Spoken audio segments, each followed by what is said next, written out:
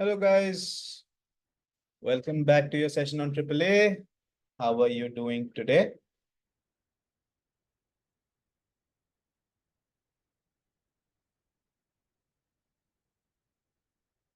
Good.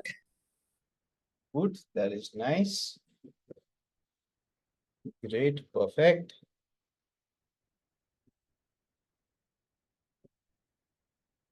Okay, nice.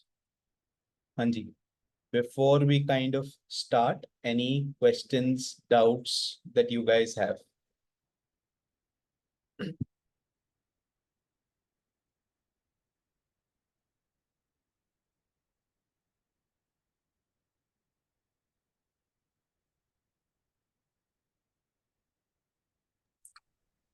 Just checking, instead of going by topic, whether we should go by the exam format so that it's a discussion oriented theme, uh, because most of the people will be in a senior level. So it will be worth if we spend time in discussing the exam based approach rather than just discussing standard by standard. Yeah, that's fine. See, from an exam perspective as well, until we actually go ahead and conclude a particular part of the syllabus, because my examination, if you talk about, it's a 50 marker question. So it wouldn't be, just one chapter worth how many marks, or there's a question coming in from one particular chapter. So until and unless we are at a stage wherein we at least understand those topics in question, we understand possibly the whole assurance approach, we will not be in a position to actually, go ahead with that. So let us get the basics cleared first, considering, we've just had one weekend before. So possibly from the next weekend onwards, or possibly from tomorrow onwards as well, we can start with the examination kit and think about, how the questions are coming in, how do we frame our answers, etc.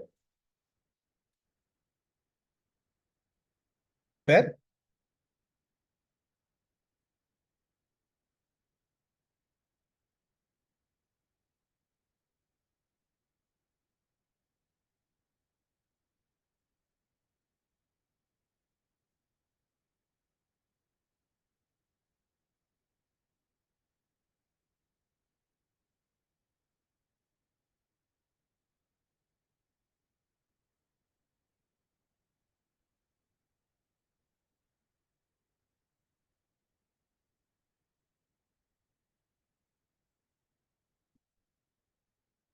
Let me just share the screen. Yet to receive, sir, what? And okay, you said read to read. What all have you covered?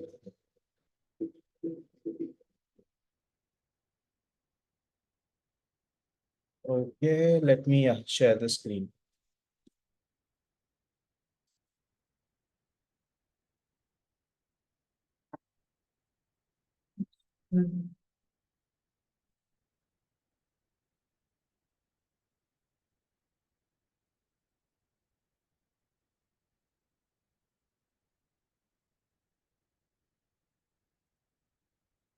So I had a question.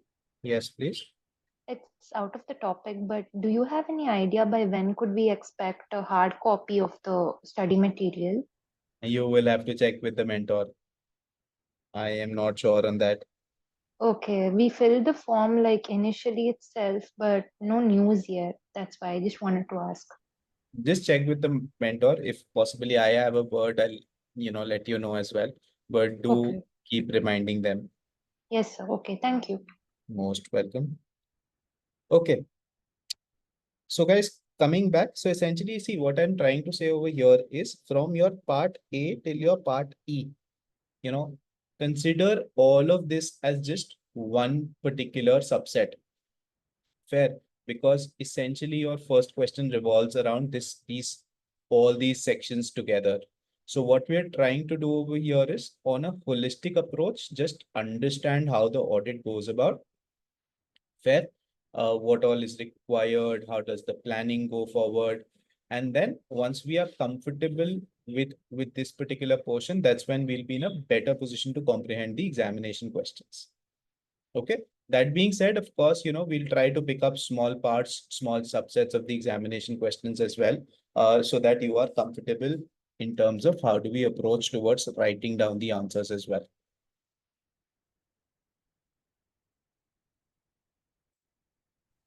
Sir, I actually just joined. I was not getting the link. Can you please tell me what I missed? Okay. So you will have the recording in place as well.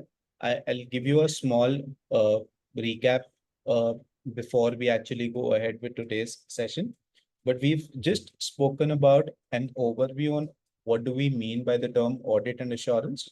So audit is basically to check, to validate something, and assurance is to provide assurance with respect to a subject matter. Now we can go ahead and audit maybe a financial information or also a non-financial information. But from the syllabus perspective, we are more so concentrating on the audit of financial statements. Fair? Wherein what we are trying to say over here is that a auditor, that means an ACCA member, is hired at the start of the year. Okay. There's a resolution passed. The terms and conditions are signed off. And that's when okay, boss, you're the auditor for this particular financial year. You come in and you start auditing the financial statements and you express your opinion on those financial statements. You basically go ahead and tell the boss whether these financial statements are true and fair or not, or they are free from material misstatements or not. Okay, so essentially, I think what we've covered till now is if you go chapter wise, that will be 1, 2, 3, 5, and 6.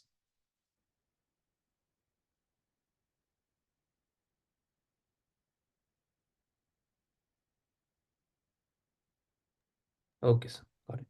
Sir, some part of the sixth chapter was pending, right, in the last class. I think Yeah. yeah. Okay, fair. We'll try and cover that as well.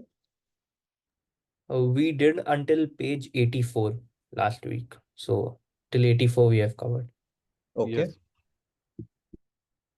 chalo ji, perfect.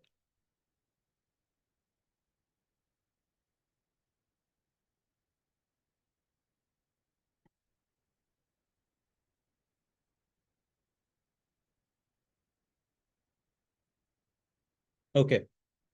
So see, just a recap or the flow on how exactly the audit function runs is, first of all, we sign off an auditor, and that particular signing off is done by way of an engagement letter, also known as an EL.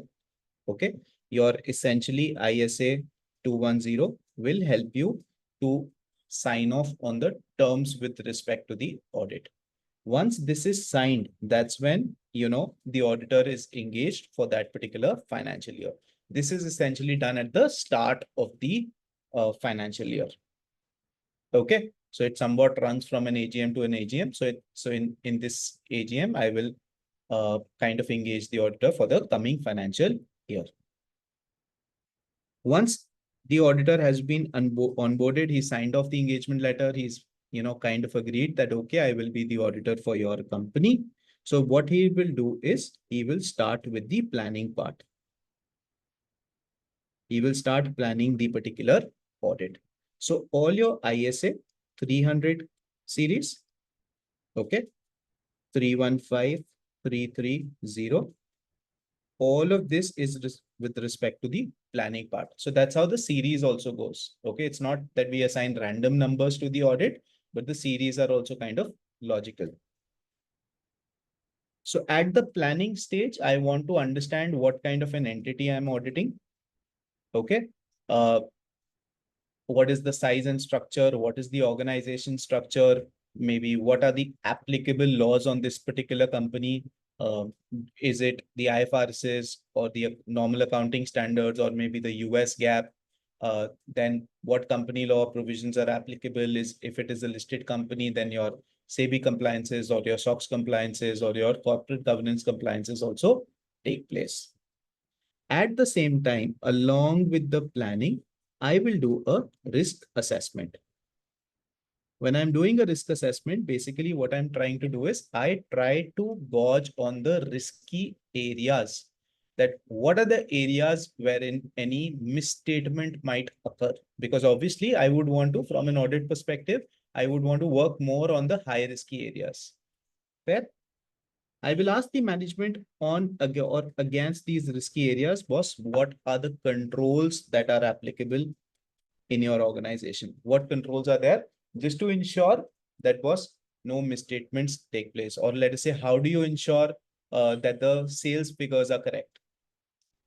Okay. How do you ensure that all the assets that have been recorded in your books of accounts, they are physically still available, or they are still present, and the value is correct? So we ask them, the management will basically explain the controls that are there. And what we do is we perform the test of controls. Based upon our testing, either the controls will be effective or it will be ineffective. Okay. So based upon that, what we essentially do is, after the control testing, we do the substantive audit procedures.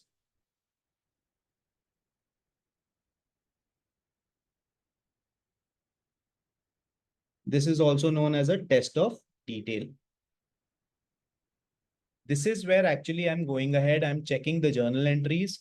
I am basically, what I'm trying to do is I am checking whatever transactions have been recorded, do they have a supporting document or not?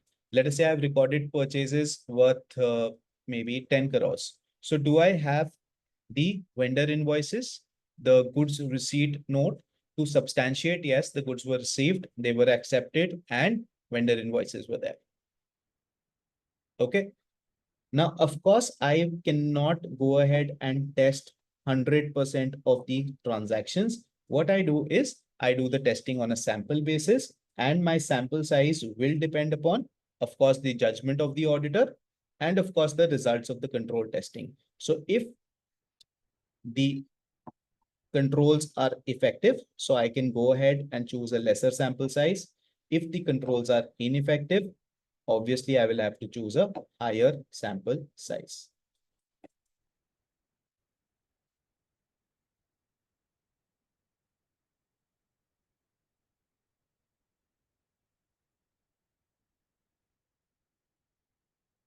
Based upon my substantive audit procedures, what I essentially do is I do the completion procedures.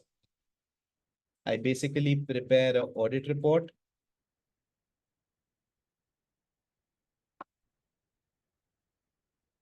Fair. Discuss this audit report with the management, ensure that whatever misstatements that I've identified are either rectified. If they are not rectified, so it will definitely have an impact on my audit opinion.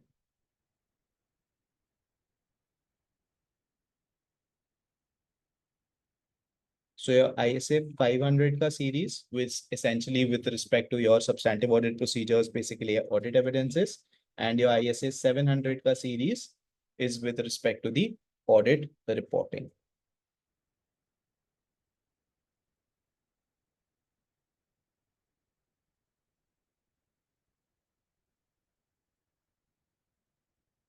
Even if you check out your syllabus part as well, from part A to part E, it is essentially the same thing that has been provided out in the same order that we're talking about regulation, how the auditor is getting, recruited. And then of course, who ensures the quality of the audit. We go in for the planning, risk assessment, we collect audit evidences, and then we perform the completion and review. And finally, the reporting part of the audit.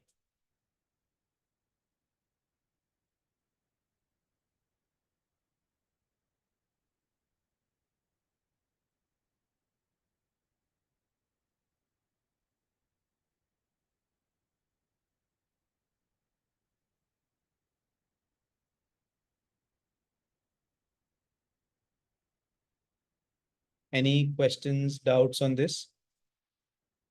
No, sir. Sir, I wanted to ask one thing. So, in this, when we look at substantive audit procedures, So you said that if it is effective, then we lower the sample size. But if the test of controls are ineffective, we look at a larger sample size. So is it because if the controls are effective, so we don't need that much assurance, that's why we look at a lesser sample. But if they Yeah. are ineffective, we should consider more. How is it? The idea is, ki boss, I basically want to see that my financial statements are true and fair. Mhm. Okay. Now for that, once I have tested the control and I feel I have that assurance ki, okay, boss, the controls are operating effectively. So what do you think? There are high chances of misstatements or lower chances of misstatements? Lower. Lower chances of misstatements. So I can easily, to provide in a reasonable assurance, I can definitely go in for a lesser sample size. When I say lesser, it does not mean that, I'm testing very low number of transactions, but it's more of a comparative statement that Mm. as compared to if the controls were ineffective, I can go ahead and test in a lesser sample size considering the controls are effective over here. Correct. Okay. So this whole thing is not one chapter, it is like the format, right? The Correct. chapters are divided between this. Okay. Yeah. All right. I would just add over here that as a part of ISA, we are required to just have an understanding of the relevant controls. Only in some specific territories, we are required to issue a control-based opinion. In those territories, we are required to test the relevant controls. Like example, in India, we have to issue a IFCFR opinion. Hence, we have to test the relevant controls. In PCOB engagements, yes, you are required to test controls. Whereas in some geographies, you are not required to issue a control-based opinion. Hence, you are required to have an understanding of those controls, but you can go with a full substantive approach, no harm on that. Obviously, based on your risk assessment, if your risk is significant or elevated, you may plan to rely some controls, but a pure substantive approach is also acceptable. There is no harm in that. So you mean to say that you have to design your substantive procedures only based on inherent risk assumption, is it? Yeah, your substantive procedures will be more likely driving from your inherent risk assessment and also the nature of opinion and the geography in which your assurance opinions are issued upon. Okay, and what are these geographies? You have any idea where you don't have? Most of the US PCOB engagements in US PCAOB engagements require a control-based opinion, including SOX testing. In India, control-based opinion is mandatory as a part of Companies Act requirement.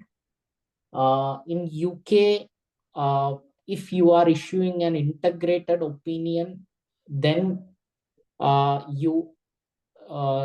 it is not even mandatory that you have to test controls. Integrated opinion, if reported for a PCOB engagement, yes, control testing is required. So it's depending upon the geography. In Germany, assurance team I have seen, like, they always go with a control based approach rather than a substantive approach. Okay. Just for an understanding, what Anand is trying to say over here is that the ultimate objective of the auditor is what? To express an opinion on the financial statements. And how will you do that how will you exactly do that is by collecting evidences, by performing substantive audit procedures. Okay. So what he's trying to say is that the level of samples might also depend upon the geographies that you guys are operating in. Okay. Some geographies, they rely more on the control testing, whereas in some geographies, it is acceptable that you do not want to rely on the control testing. But then again, you will have to increase your level of substantive audit procedures or your test of detail.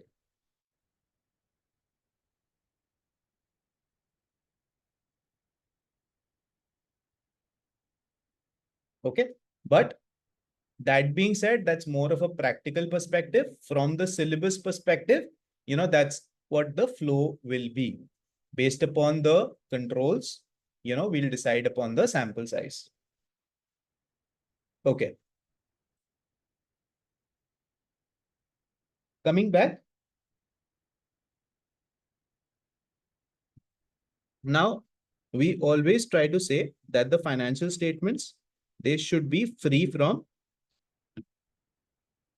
material misstatement. So what do we understand by the term misstatement? We've discussed that in the last class as well. We spoke about ISA 240 with respect to fraud, that misstatement might occur. It's basically, maybe an omission, maybe an incorrect classification, anything. And it might be because of maybe fraud. It might be because of error. What do we understand by the term materiality? So materiality would be, so usually in firms, it would be like, so for example, your revenue is 100,000 pounds. So whether or not the transaction is material would be set at one amount. So for example, if it is 1%, so 1,000 pounds. So if something is more than 1,000 pounds, then it is material to you. It impacts you some or the other way. So that's what is referred to as material. Okay. Anyone wants to add on to this?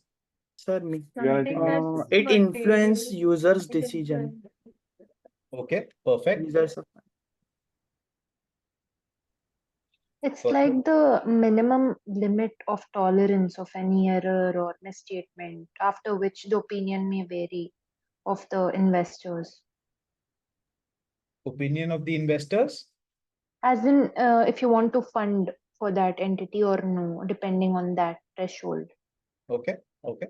So from a definition perspective, it is definitely anything that might have an impact on the economic decisions of the users of financial statements. So it can be any of the users and anything that has an impact on the economic decisions. Materiality in a layman terms means that it is something important. So imagine if I'm auditing Reliance as a company and I say, boss, that your financial statements are not correct because there's an issue worth 50,000 rupees. Do you think it will have an impact? No, sir. No, sir. No. Why? Because the net impact over here is not material. Now, materiality, it can be based upon the amount. It can be based upon the nature of the item as well.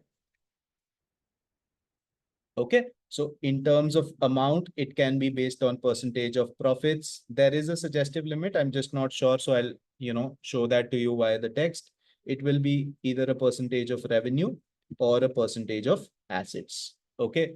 So 5 to 10% of profits, 1 to 2% of revenue, something like that. I'll just, quickly show you the figures from the text only.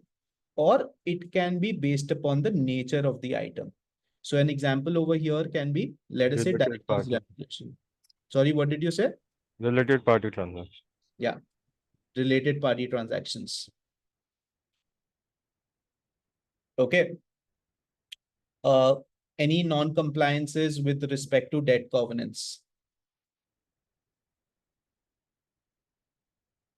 Okay.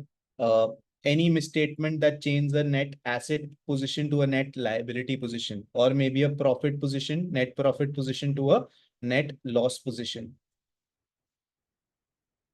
By nature, okay, let us say my materiality threshold was $500,000. I have a misstatement with respect to director's remuneration to the tune of, let us say, $320,000. So even though it does not breach my quantitative threshold, but this will still be categorized as material.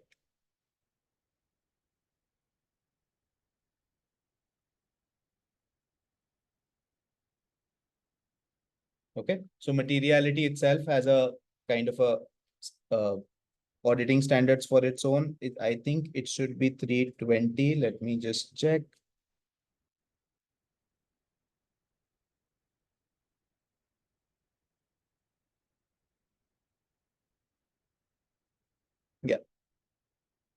ISA 320, materiality, misstatements including omissions are considered to be material if they individually or in aggregate could reasonably be expected to influence the economic decisions of users taken on the basis of financial statements.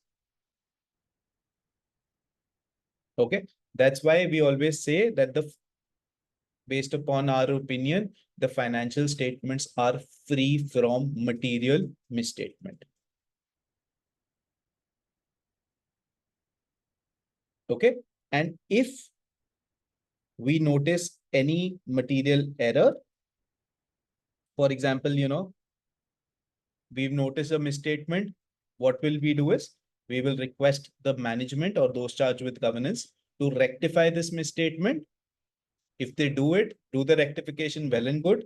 They do not perform the rectification, what will we do is we will provide a modified opinion in the audit report.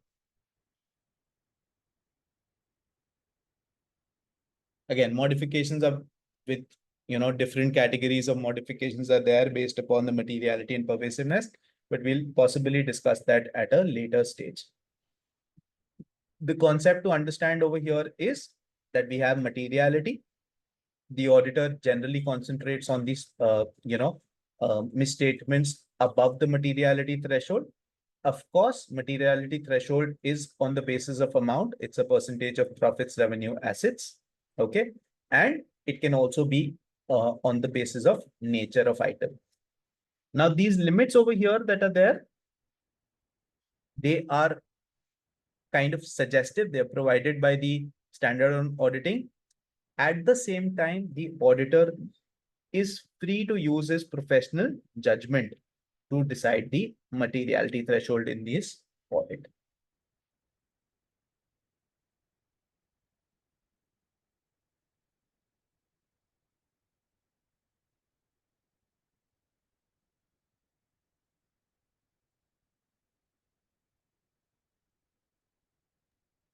So I had a question. Yeah. So sir, at the skill level, we also learned that the materiality based on amounts, the benchmarks are based on profits, revenue, and this, I forgot the third one. Sorry. Assets. Assets. Sorry. Yeah. So I just had a question. So will we be learning the factors through which we can determine that which benchmark to choose Okay. in So, this at the professional level? So see, essentially from an examination perspective, I'm telling you, when we start writing on, essentially this is a part of your 50 marker question. And what we do is we basically draw down the materiality from all three levels. Okay, whatever data is available. So we draw out the materiality from all three. Then we go ahead and basically see, okay, boss, whether it is a new client, because if it's a new client, it's definitely risky. So we might go in for a lower threshold. If it's an existing client, there are not much of changes in the regulation. So we're still comfortable. We are aware about all the risk factors. We might go in for a higher limit over here.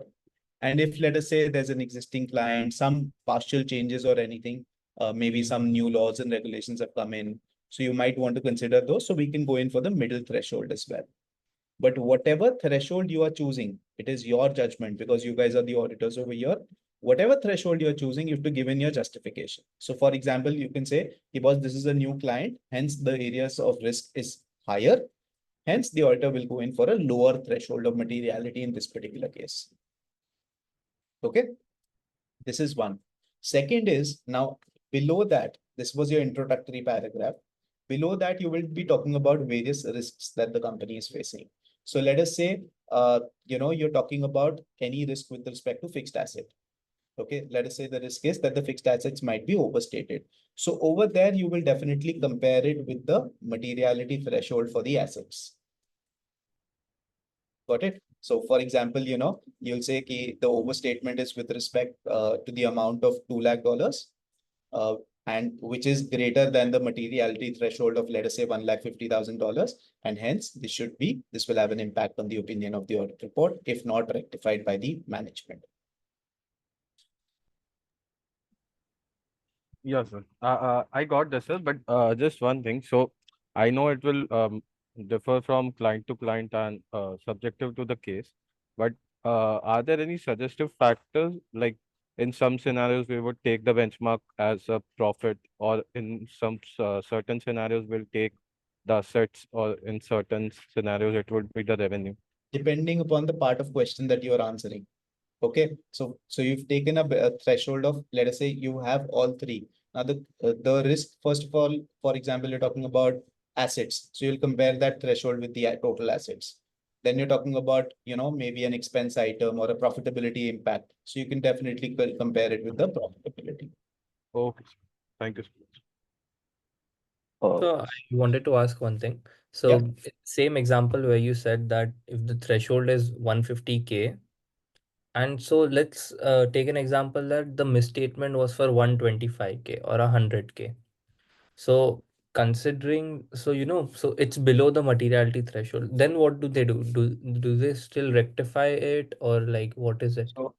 So the example is that 150K is the materiality threshold. And let us say I've noted misstatements maybe at individual or aggregate level at a Mhm. $1 lakh. Fair. So I'll go to the management. I'll ask you, keep please, these are the misstatements, please rectify them. Management rectifies, well and good. Management does not rectify, it's okay. It's not It's up to material. them. It will not have any impact on the audit report, or possibly it will not even have any mention in the audit report.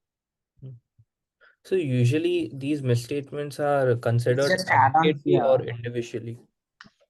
In terms of uncorrected misstatements, there is a responsibility on the auditor to communicate all uncorrected misstatements to those charged with governance, and any uncorrected misstatement should form part of your management representation letter, and management should accept those as uncorrected misstatements. So even if you do not have a audit opinion impact, but still there is a communication required, and there is a representation, specific representation that you have to take. That's a good point. Yeah, absolutely. Yeah, so I was asking, sir, that are material misstatements considered on an aggregate basis or individual basis? Okay. Materiality, see, now if I just tell you that it is to be considered on an individual basis, what if you have let us say the materiality threshold is $150,000. Hmm. Now, what if you note multiple misstatements of $1 lakh? Don't you think Exactly. that will have an impact? Yeah, that's what I was thinking. Individual and aggregate. Plus, there is another additional concept of performance materiality. We'll discuss that in detail at a later stage. But the idea is we do consider it at individual and aggregate. Especially, if you talk from a fraud perspective, majority of the fraud takes place in those lower threshold areas, Lower right? threshold, yeah, that's Because true. the management kind of puts in controls for higher transactions, higher level of transactions. So Mm. they try to go in for, if I want to incur fraud. So for example, one of the most common banking fraud is that if you just take 50 paisa or 1 rupee from all the accounts that are there, okay, you will not be bothered. All the users, 1 rupee 50 paisa, it's okay, doesn't matter. But collectively, when I think about it, it's a very big amount. That's true. Yeah, correct. Thank you. Most welcome.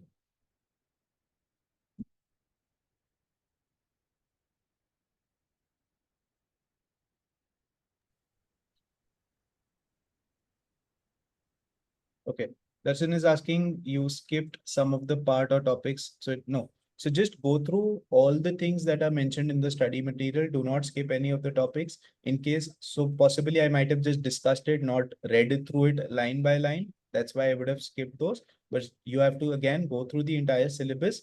Any questions, doubts from the study text or these notes, you can just let me know. Okay. So one last question. Yeah. So let's assume you overstated your fixed assets or your assets and you calculate materiality on that amount, the threshold. So won't that materiality threshold also be overstated? Okay. Fair question. Now, practically what happens is, when do I decide the materiality level? I do it At the at beginning. the start of the audit. Okay. Now, when I do it at the start of the audit, after that, I will notice a few misstatements. I will get that rectified. So from a draft set of financial statements, we kind of make in the adjustments and come into the final set of financial statements. Fair. So your materiality threshold decided at the start, you have that freedom to kind of alter it, adjust that materiality threshold during the audit. If you feel that, this limit is not correct. All right. And these are again at the end suggestive limits. Okay. During the audit, obviously, you've noticed that a lot of errors are there. You're saying that the assets have been substantially overstated, so a materiality threshold will be also be higher. But practically, when you think about it, those transactions will get covered either individually or in aggregate. If not individual transactions are getting covered, at least on an aggregate basis, these will get covered from a material perspective.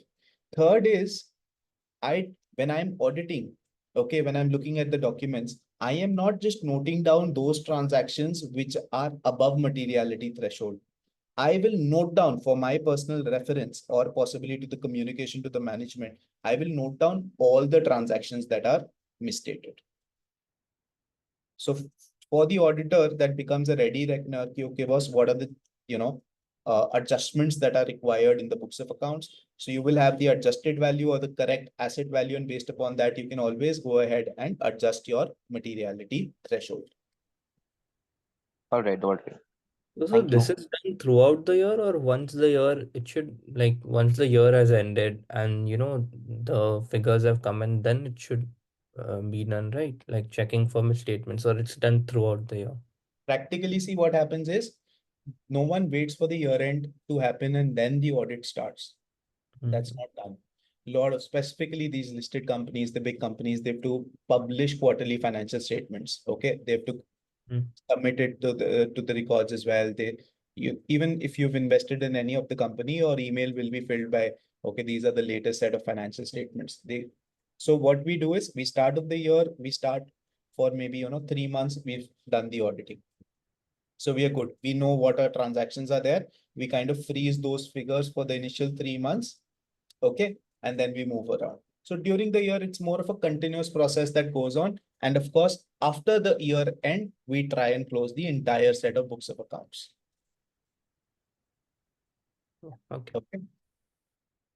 Another concept, practically again, how to identify, let us say, I've audited one particular period, maybe, the initial 6 months I've audited. Okay.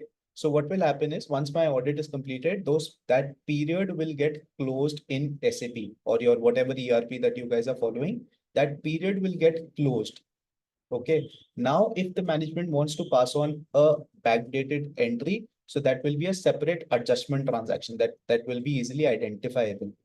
Okay. So the auditor, when he comes back for the next 6 months audit, he can go ahead and see what are the different adjustment entries that have been passed on. What is the supporting documents for those adjustment entries?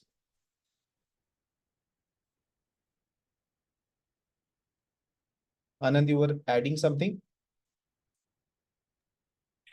Yeah, one of the themes which a lot of the regulators are picking these days is in terms of change in materiality threshold.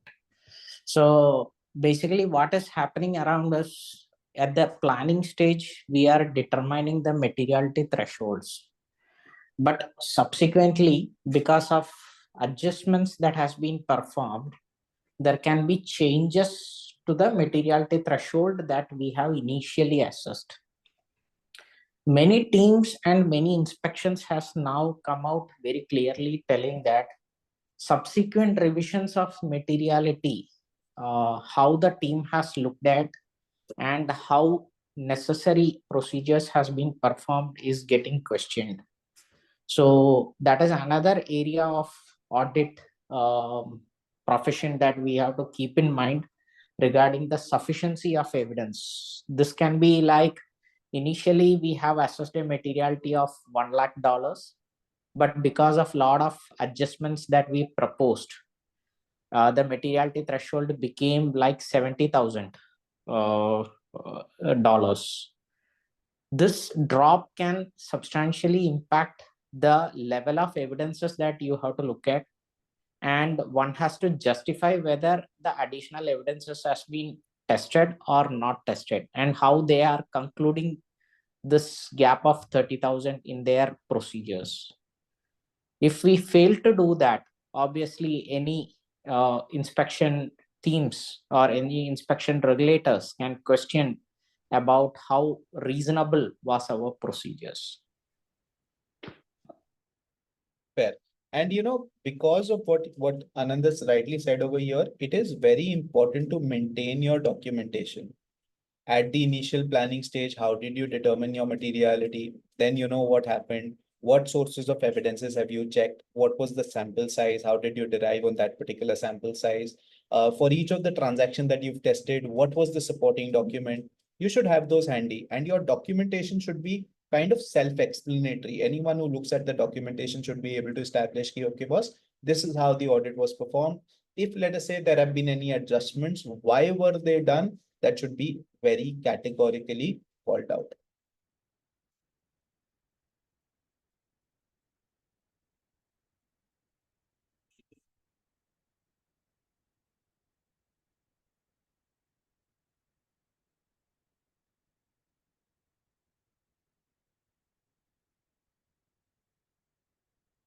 Okay. Coming back to the syllabus part.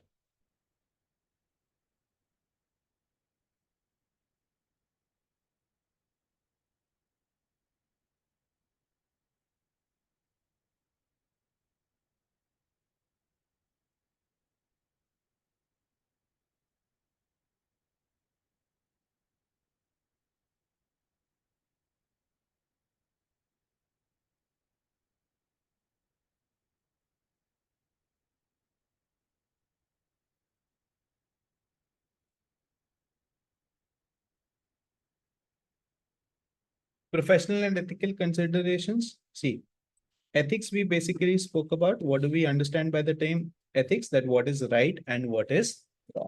Okay. So I gave you a small background in the previous session as well.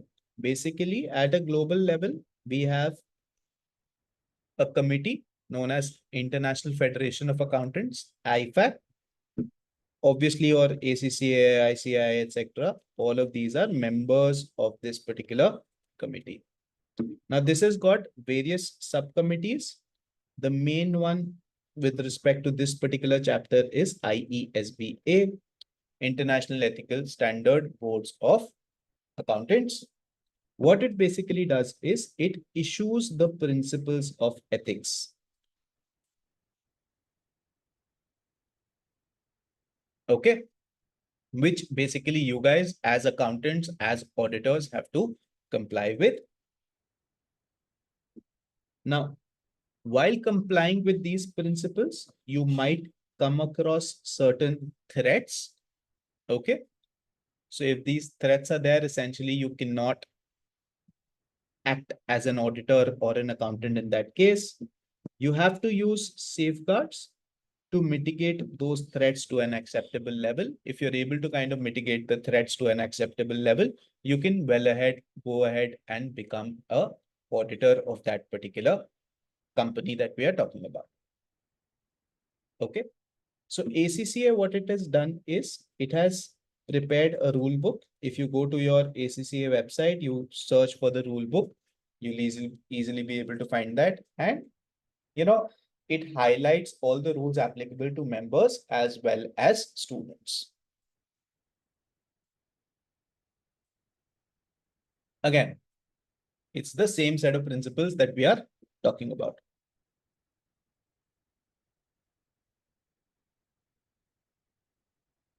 So Code of Ethics and Conduct are guidelines published by the ACCA for its members. They are in the form of principles, guidance, explanatory notes. IESBA has published their own set of guidelines. These two are very similar. Overall, this ethical guidance, again, it's more of a principle-based approach that we have to comply with this. Otherwise, if not, then we'll have to kind of provide a explanation why we are not complying with such particular principles. We spoke about this principle-based approach and a rule-based approach while we were discussing the corporate governance framework. Now, what are the fundamental principles of ethics that we have to comply by? 5 particularly fundamental principles of ethics: integrity, objectivity, professional competence and due care, confidentiality, and the last one is a professional behavior. Okay. Integrity, objectivity. Integrity basically means that I overall maintain a very straightforward, honest attitude. Okay. Again, in all my professional and business relationships. Objectivity basically means that, boss, I have to be independent. I have to avoid any bias. There should not be any conflict of interest. Together, when we refer to as integrity and objectivity, we often refer to them as independence, that the auditor should be independent in his approach. Third, of course, he has to maintain professional competence and due care. For example, if you are a qualified ACCA member, you're approached by a banking organization to conduct the audit, you should not accept that assignment until and unless you've got a clear, you're very thorough with the banking laws and regulations as well. Okay. Just by knowing the accounting standards, you will not be in a best position to kind of act as an auditor over there on ethical grounds. Okay. Similarly, once you've qualified as well, you have to complete certain development hours. So that's a CPD requirement, continuous professional development. Every year you have to devote those particular hours to demonstrate that you are updated with all the changes that are taking place in the, regulation. Maybe a new accounting standard is there, maybe some changes to laws, regulations, any changes to auditing standards. You should be kind of thorough with those changes. Next, we have the confidentiality. Because you guys are the auditors, accountants, you gain access to a lot of confidential information. Okay, you know who the suppliers are, you know the customers, you know what prices the goods are getting bought, you know what prices the goods are getting sold, possibly all the you might know certain non-compliances which the authorities do not know about. Okay, so you have a lot of confidential information, and as a ACCA member, you have to maintain confidentiality. Okay. Some areas, some exceptions to this confidentiality principle is wherein as an obligation, you have to report it out to some other party. So any example wherein as a, legal duty, I have to report out non-compliances to the government? Fraud. In India, we are required under Companies Act to report if there is a material fraud which has been identified by the auditor to the regulators. 143 section 12. So where the client is earning from illegal sources. Okay. So in a way, it gets covered in fraud and it gets covered in your money laundering. Money laundering. Money laundering, absolutely. Over there, you have to report. Fair. Sometimes, for example, you were the auditor of, let us say, financial year 2023. In 2024, there is a new auditor.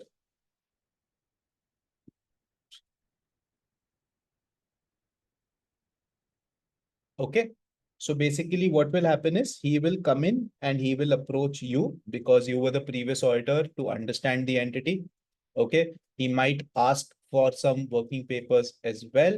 So he will basically in a way obtain your permission before starting with the audit, or possibly, it can be during the year as well. Let us say you kind of have resigned from the organization and the new auditor has replaced you. So he will come in and he will ask what were the grounds, whether your dues have been cleared.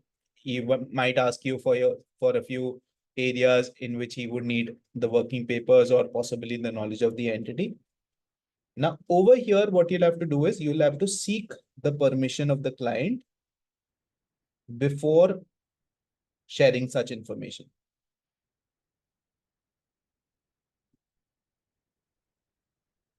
So the first examples over here, this is by law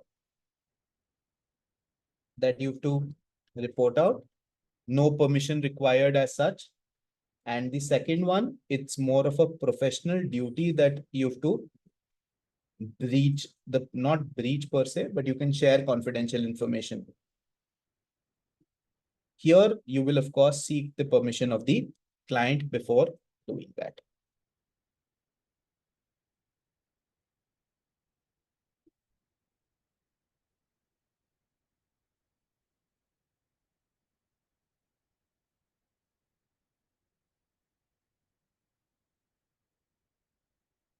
Okay.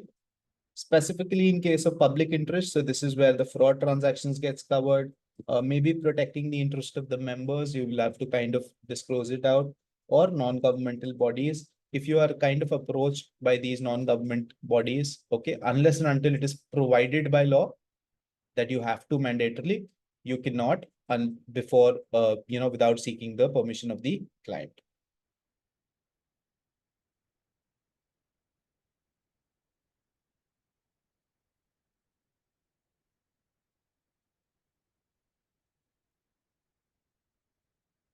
Last is professional behavior.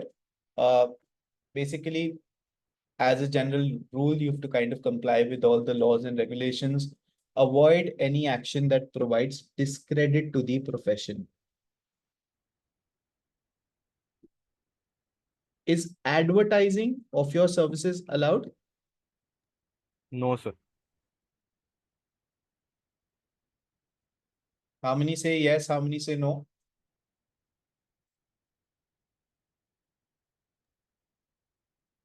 Not able to see because the screen is shared. Yeah.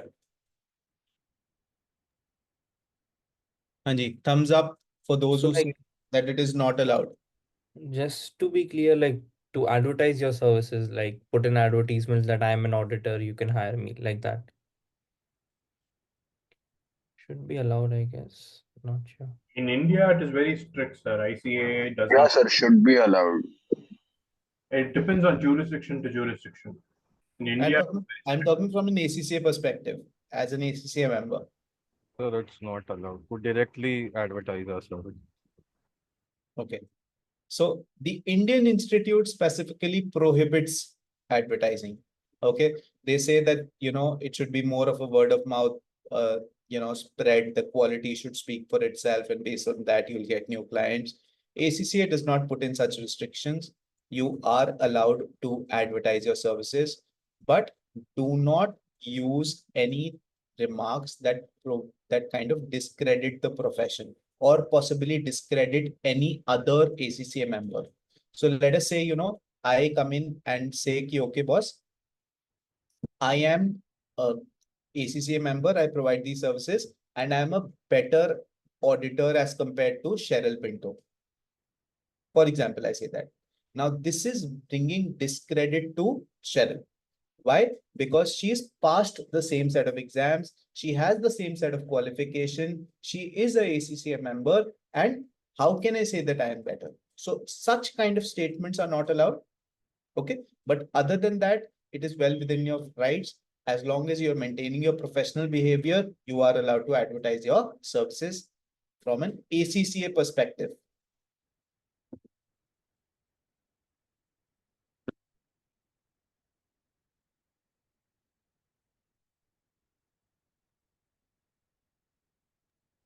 Madam, according to you, what is the reason it's not allowed in India?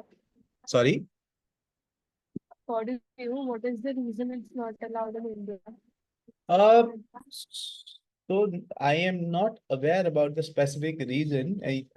If any one of you is kind of knows, please do share light. It's more on the lines of that they do not want, you to seek new clients based on advertising. So advertising, it's kind of, seen in a negative light over here. Okay. It should be more on the lines of a word of mouth publicity That, for example, you've audited my company, I like your work, and accordingly, I recommend you to someone else as well. Okay, so that's the basic funda. Anyone else who has a better idea why it is not allowed in We India? have Sir, restrictions but from for CA Act. So CA Act prohibits us from advertising largely. But generally, from a practice point of view, it is mostly because it's an honor code. As you said, we as professionals, we are supposed to get our work through word of mouth and non because it in itself creates a conflict of interest. If you advertise, that means you're going to give a do something favorable for the client at the expense of government. Maybe it's seen that way by the CA Act. Yeah. So possibly see, if I bring out an advertisement that, with my using my services, the client was able to save 3,000 crores as taxes. Now the government will come in and shock, okay, what is going on? But Okay, possibly that. go ahead. Anyone else who wants to add in? So, like for the word of mouth case scenario, in order to get through that word of mouth, initially you will have to start somewhere. So, in case of CA, if you don't get a ranking, if there is no possibility of, getting that first head start to go for that word of mouth.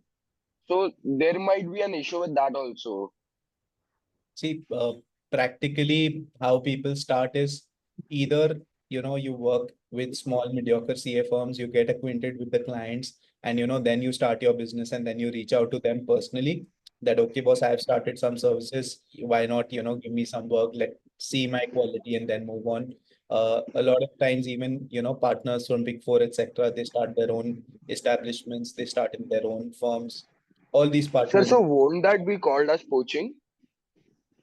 it is poaching, in a way, yes, it is poaching, but then again, that's what the business world is. I mean, if you are, let us say, you are starting your own business, you start selling maybe, cups. You are definitely poaching customers from somewhere else. He was purchasing cups from somewhere else, and now he's purchasing it from. Okay, sir, got it.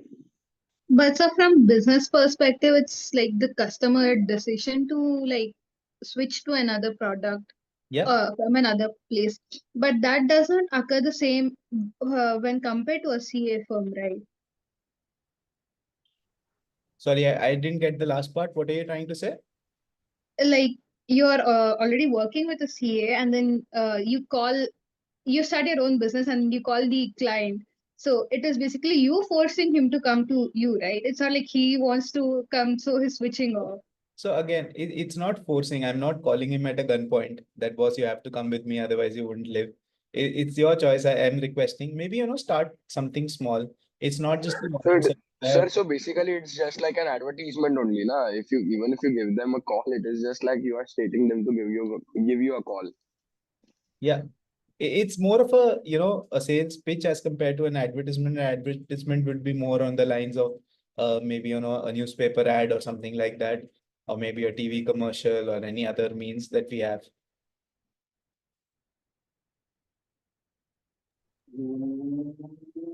And you also have these audit rotation requirements under the Companies Act.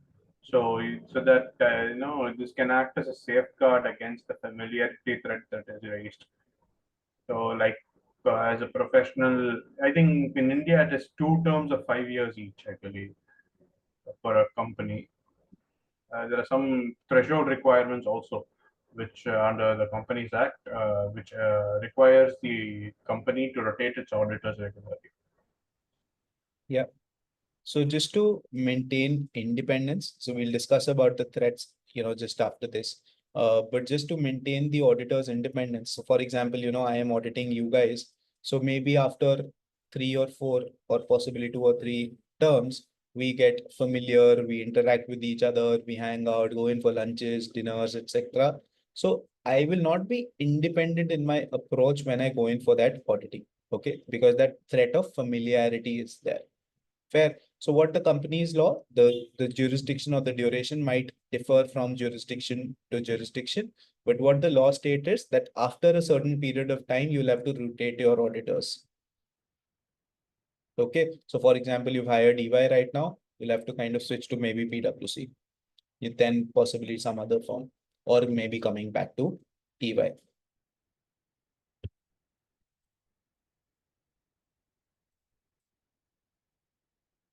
Okay, coming back.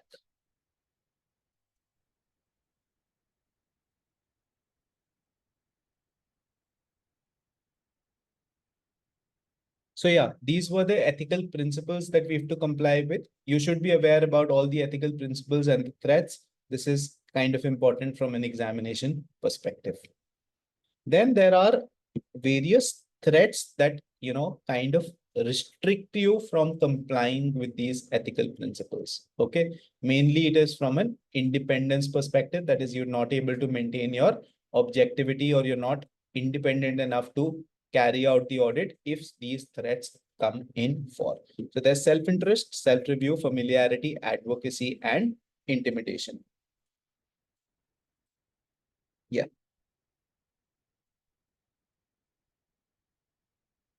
Self-interest. What do we understand by the term self-interest threat? You do something unethical for your own benefit. Own personal interest, if we are doing. Okay. Not doing, yeah, unethical, but for example, I audit a company in which I have a stake. Okay, I'm owning shares of the company which I'm auditing. Okay. Now, if there is a fraud or anything that's going on, I might not report it out. Why? Because that will have a adverse impact on my wealth as well. My holding will also go down. Okay. Another example can be, let us say, my brother or my family member owns shares in that particular company. Okay. These are all examples of self-interest threat. Okay. Of course, there's no limit defined as such. It's an international syllabus, so we don't focus much on the limits, but it's not defined that, okay, boss, anything above 1% shares of the company you cannot own, or anything above 2% of shares of the company you cannot own. So that is not defined. Might be that, boss, in this particular case, you let us say have just 50 shares. Out of all the shares that are there in the market, you just own 50 shares. Will it impact your independence?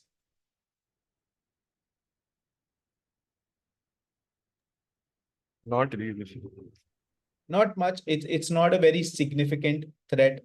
So the best method over here is, the most safest method is dispose of whatever assets that you have. Okay. Or possibly, let us say there is a team which is auditing, that there were 3 members in that team who's auditing, and A owns 50 shares in this company. So let us replace A. Let us not include him in the team. Let us include E in the team who does not own shares in this particular company. Practically as well, while I was working with a lot of consultancies, every 6 months, they used to kind of publish the list of the clients that they have, and they would ask you, boss, you guys, even though we were just employees, we were not partners or directors or anything, but they would ask you, okay, boss, what are the companies that you have any stake in? The main client that I was kind of allocated it, I had to kind of submit in a a letter, self-validated letter. Okay, boss, I do not own any stake in that. The answer is again, why? Because we know that the board meetings are coming up. We know that what kind of financials will be submitted. We know that, what we can possibly predict what kind of an impact it will have on the market prices. So that's why such self-interest threat is avoided. In case you have any owning, you own shares in any particular client or prospective client of yours, it is always better to disclose that to the audit committee.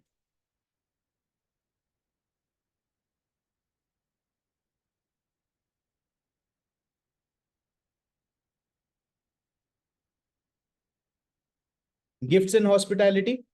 Should you accept gifts from your client? No, sir. Okay. What if he gives you a business calendar or a diary or pen or anything? Sir, again, I I would refer to the concept of materiality as well over here. Okay, Uh, concept of materiality. Yeah, yeah, but the higher the amount, the more of buyers would take place, in my opinion. yeah, no, absolutely. I wouldn't use the term materiality, but I would use that unless the value of the gift is insignificant, we should not accept that. Okay, when I say so, it's kind of lower than the materiality threshold as well. It should be something that does not bother you. Even if the client does not give it to you, it should not impact your judgment. So maybe a small pen, the routine ones, not the high value pens or anything. Those kinds are still okay during the course of the audit. It's okay. But other than that, you should not accept gifts or hospitality.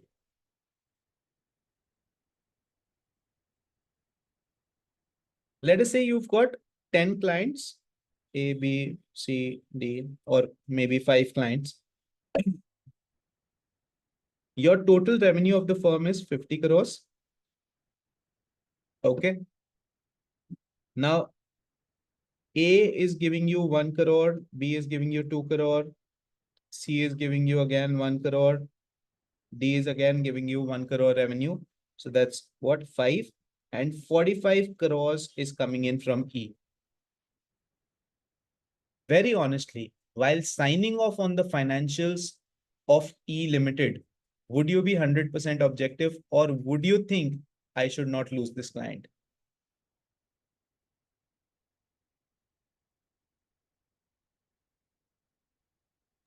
Yes, Because sir. If we are a small firm and the fees is significant to us, so definitely a thought will come to the mind. yeah, almost 90% of the revenue is coming in from one client. You will not be independent in your approach while testing that particular client. So over here we have a limit specifically for the listed companies that your gross recurring fees from the client should not exceed 15% of the revenue. Okay, so let us say your firm's revenue is maybe 50 crores. So maximum the revenue from one listed client should not exceed 7.5 crores. It might happen in 1 year, but at least it should not exceed for the 2 consecutive years.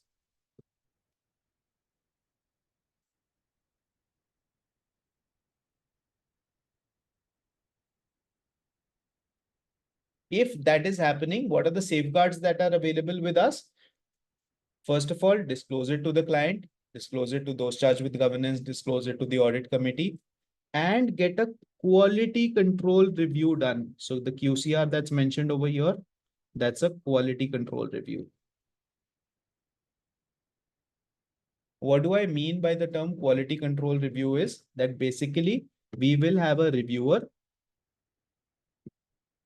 who will what will exactly he will do? He will go ahead, read your audit report, and he will check in whether you have supporting evidences or not. So for example, if you've given out a clean report, you say that the financial statements are true and fair, you should have supporting evidences to substantiate your claim.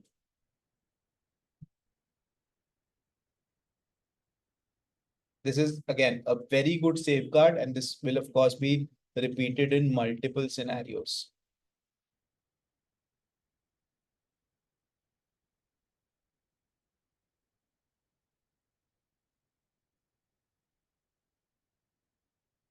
Engaging in employment relationship with the audit client, then again, you become an employee, there's a self-interest threat.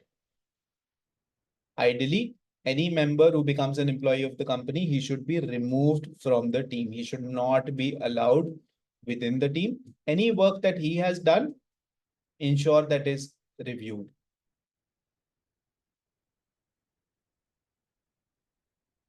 If you have a close business relationship with the client, that's also a self-interest. So for example, you are maybe, you've entered into a joint venture with them, or possibly, he's one of your major suppliers or any other business that you do. You're enjoying a very close business relationship. You would not want his business to go in for a toss. So your independence does not work. Ideally, you are not allowed to continue in this case. No safeguard applicable. So ethically, you cannot act as an auditor in this particular case for such company.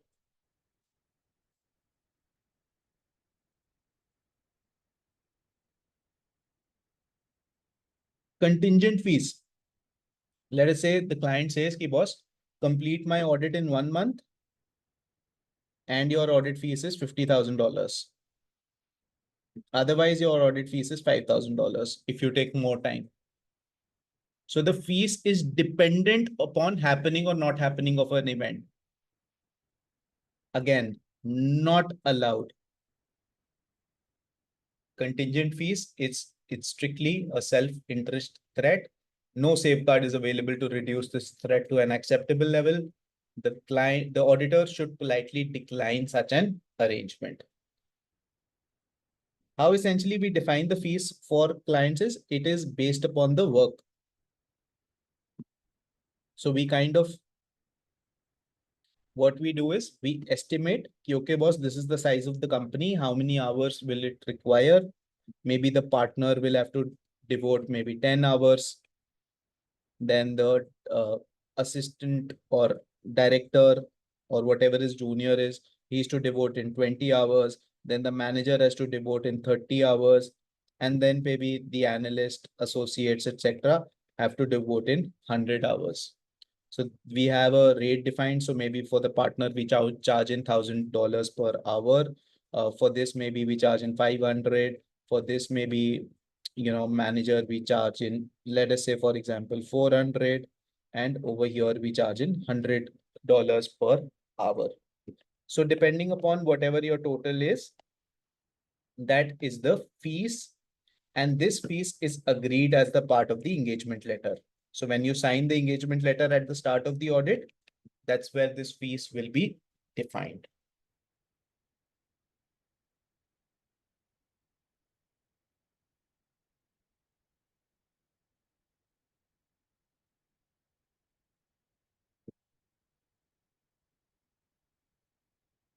Another example is overdue fees. Let us say you are auditing 2024 and the fees for 2023, 2022 is still not paid. This is overdue. So while you are auditing 2024, you will have that hiccup. Ki boss, what if the client does not pay me? I do not want to piss off the client right now. So ideally, to reduce this threat before you start the audit, obtain at least the full payment. If not, then the partial payment from the client. Ensure a review is performed for the work that is done.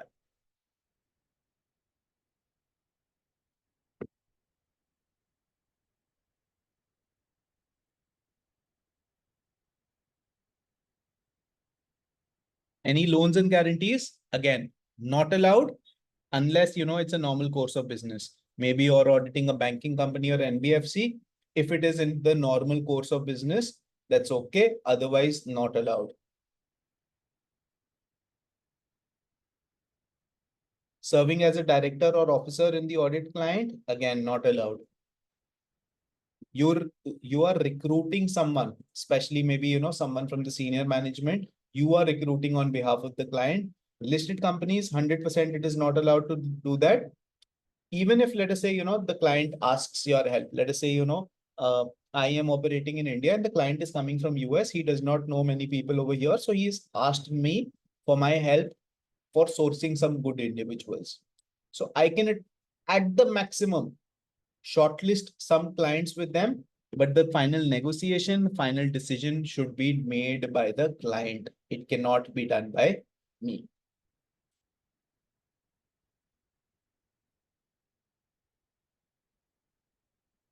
Member of the audit team entering into potential employment. And this actually happens, especially when you guys are working with good companies. The client comes in, he sees your work, he likes you. He says, boss, why are you wasting your time in the audit firm? Why don't you come and join me? I'll give you a better salary. As soon as you get to know that, boss, there's a potential employment that is happening, from an ethical perspective, discontinue from that particular engagement. Do not be a part of the audit team where such potential employment is happening. A lot of firms, when you're signing off your engagement letters for yourself, they will strictly say that you cannot work with the client for a period of 1 year or 2 year after you've left the firm. Those kind of clauses are there. But then again, if it is okay with the management, with the directors, partners, etc., it might still go on. So, sir, it is something like a cooling period for you to join the company, something like that, right? From this is not from an ethical syllabus perspective, but this is what essentially is sometimes written in your contracts with the companies that you join. So let us say I've started working with PwC. I sign out my offer letter, and in the offer letter there will be a clause, okay boss, I will not work directly under employment with the clients for X number of years.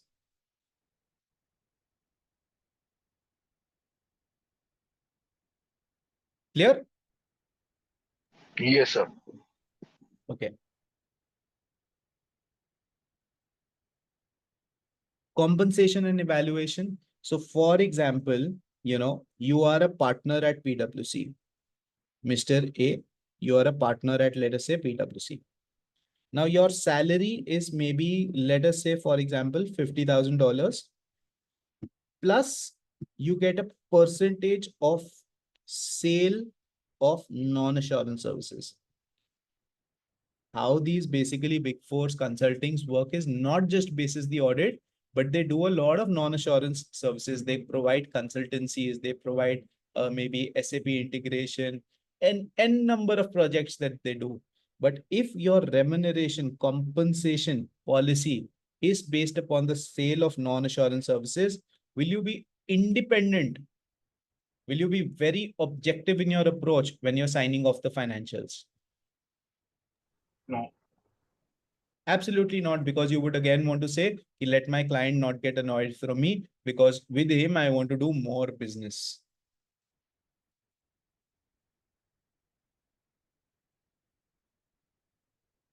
Again, any business relationships, as such, you should not engage in establishing business relationships with the client. Actual or threatened litigation is there. Okay, so this gets covered in self-interest as well as intimidation threat. Both the threats kind of materialize over here. So let us say, I am auditing a particular company. Client says, "Ki boss, I will sue you in court." Now it's again in my self-interest. Would I want to continue with such kind of an engagement or not?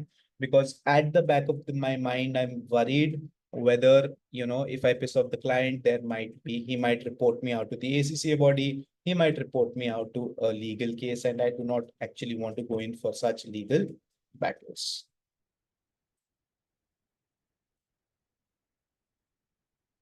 Any questions, doubts on this? Any ethical examples that you would want to share that you have faced? Any one of you who's working, would you want to share your examples? Something practically that you've faced?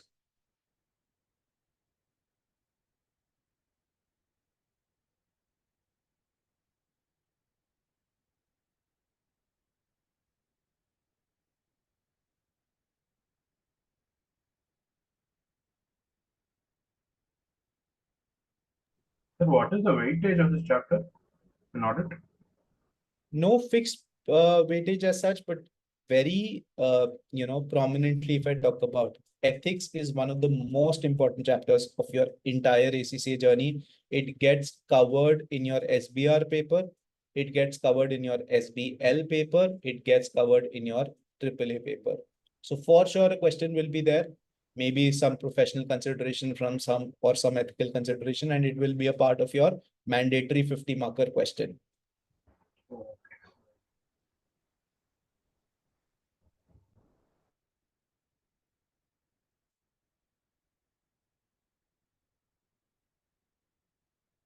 Okay, so we've been able to kind of complete the self-interest thread for now. Of course, I would, want to devote some time on these threads. It's important. It always gets tested in the examination. So we'll take a quick break for lunch. It's 3:25. 3:50, we resume the session. Okay, and then continue with the remaining part.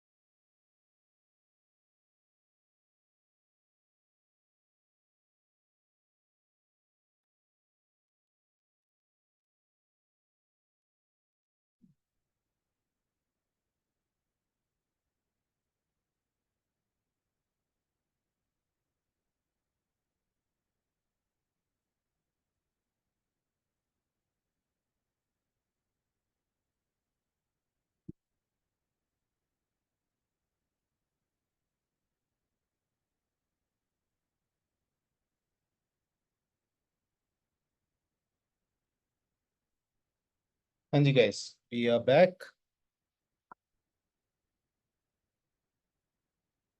Aja, any questions, doubts so far?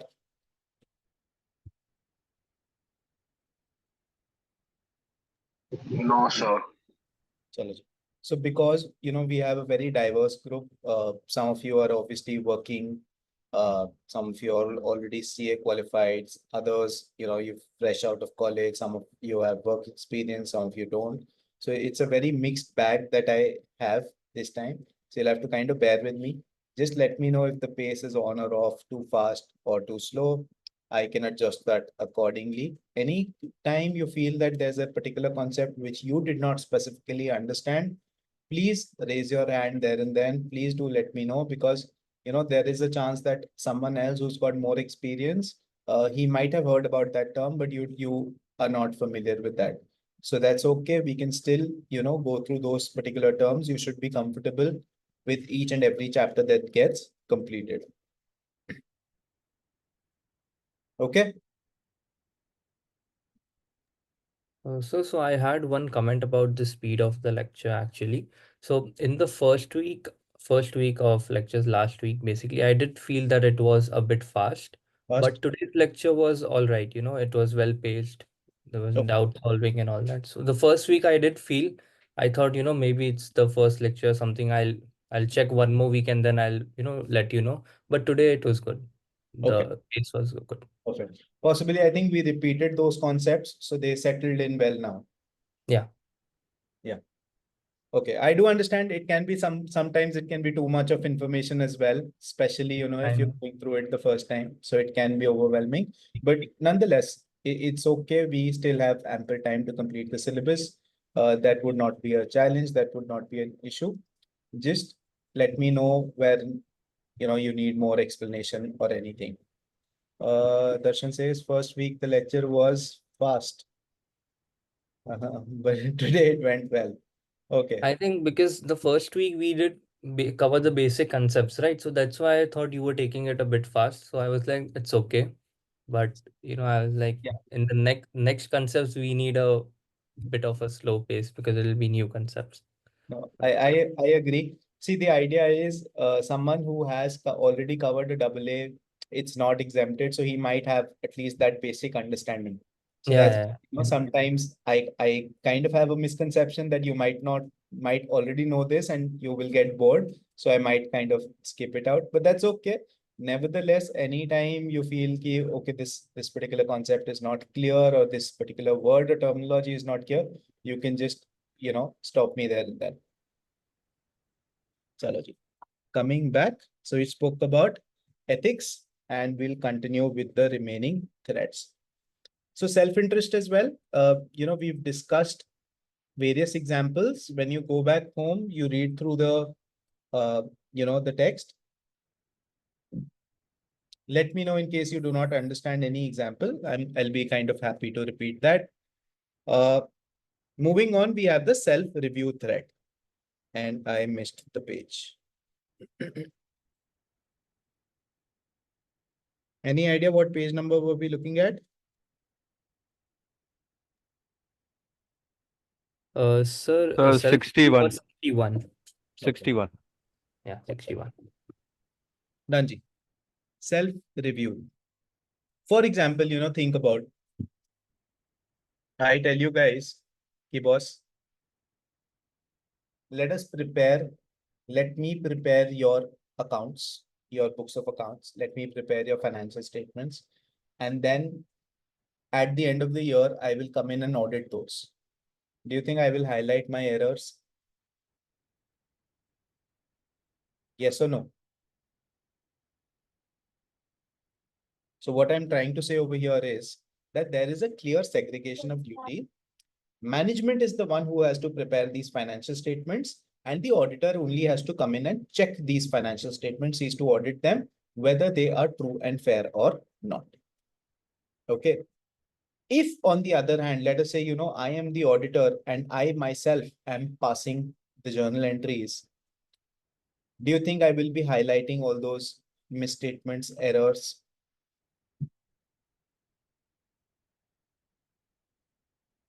No, sir. Absolutely not. Why would I highlight my own issues? Another example can be, let us say, we always say that, it is the management's responsibility to put in internal controls in the business to prevent, detect fraud, misstatement, etc. Uh, what if I tell you that the internal auditor and the external auditor is the same firm? There will be a self-review threat. Why? Because again, someone from my firm would not be so much willing to highlight control lapses. Because if I do, let us say I'm doing the financial audit at the end of the year and I highlight, okay, boss, these controls are not effective. Then again, the question comes on me as an internal auditor, okay, boss, what was I doing during the year when these controls were not effective? Another example can be, let us say, there's a particular, maybe a merger and acquisition, or possibly there's a new standard on accounting that has come up, and the client asks me for some consultancy. So maybe there's a new project that's going on. Maybe, it's a new accounting software that I have developed as an auditor and I kind of establish it in your company. You're taking that consulting from me. So that means whatever value, maybe it's a valuation service. Okay. So you ask me to value the land and building. Let us say I told you the value as per the certificate, it is 100 crores. Now, at the end of the year, when I come in to audit your books of accounts, will I say that the value is incorrect? No, sir. No, sir. Absolutely not. I would not say that. The idea is that self-review means something that I have done, I'm checking that. I am reviewing the work performed by me. And ideally, specifically for the listed companies, such self-review threats are not allowed.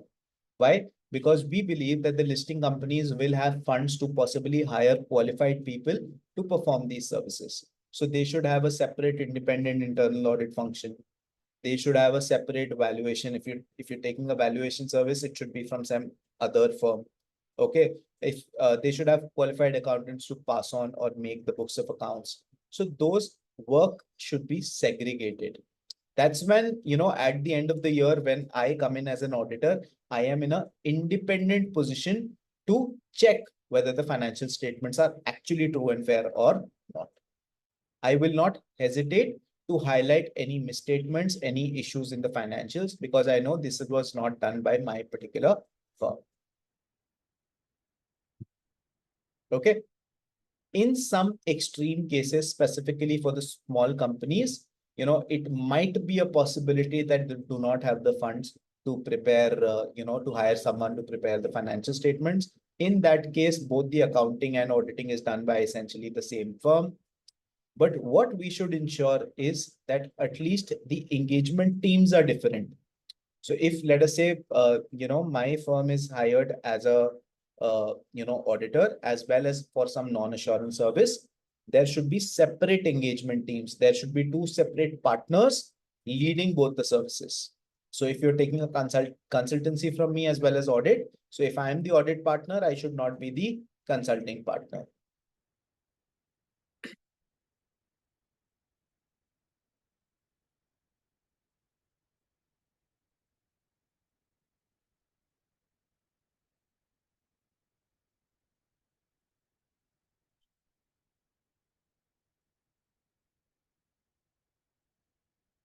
Self-review threat, it is the threat that the auditor will appropriately evaluate the results of a previous judgment made by him or performed by the firm. Specifically, what we are trying to say is that both assurance and non-assurance services are done by the same firm.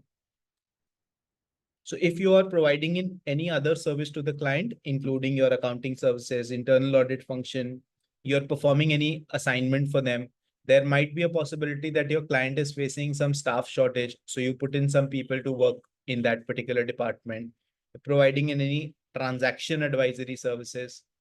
So listed companies may not allowed. Why? Because the risk is higher, public funds are involved. However, other clients, there should be separate engagement teams. And of course, you can appoint a quality control reviewer to ensure that the overall objectivity is maintained. Okay. If your client says, okay, boss, I am facing some staff shortage, why don't you lend me some staff? And this actually happens. So even my company, they take loan staff from EY, PwC, they do that and they take their help, they perform all the work, and that's okay. We pay them for the FTEs that we've taken. The idea is any such temporary staff that was aligned, he should not be a part of the audit team. Okay. It should not be that the same person, Mr. A, went in for as a loan staff and the same person is part of the audit team as well. Why? Because again, he would have performed certain transactions which would hit the financial statements.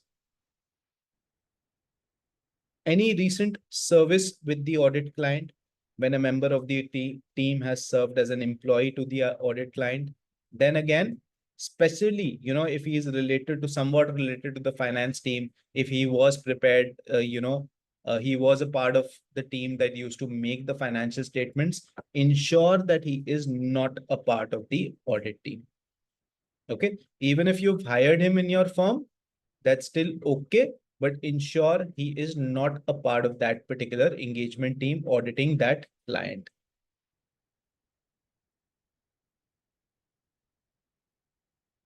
We have the familiarity threat, very similar, very close to your self-interest, but instead of the financial factor, it is talking about a long association of client. Okay. Now, of course, based upon the jurisdictions, the limits may differ, but from a syllabus perspective, what we say is, boss, you cannot remain as an engagement partner, a signing partner for any particular client after a certain period of time. So, maybe the limit that is defined over here is 7 years. That if you are the signing partner for 7 particular years, after these 7 years, you should not act as an engagement partner. That partner should be rotated. In exceptional circumstances, it can be 8 years. This is just an exception, nothing beyond it.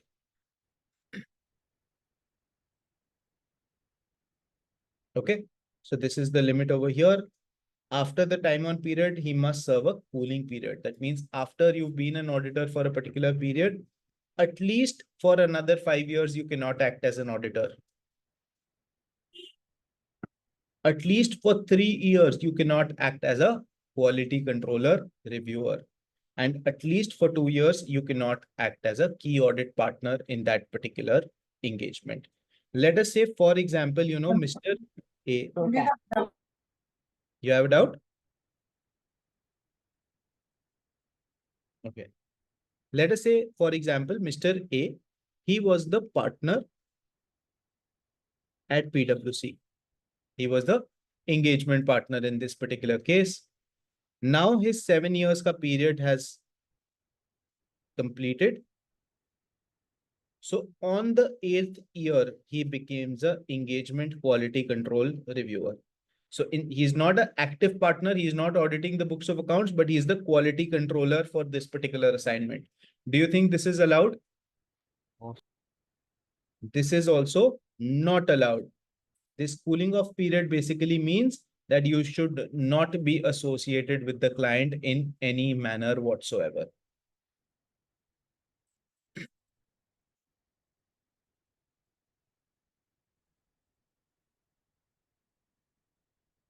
Okay. The threat basically is that was over a period of time, we develop friendship, we spend time, we might be sympathetic, we might, be looking at the interest of the client, and hence would not be objective enough in our approach to provide an independent judgment on the financials.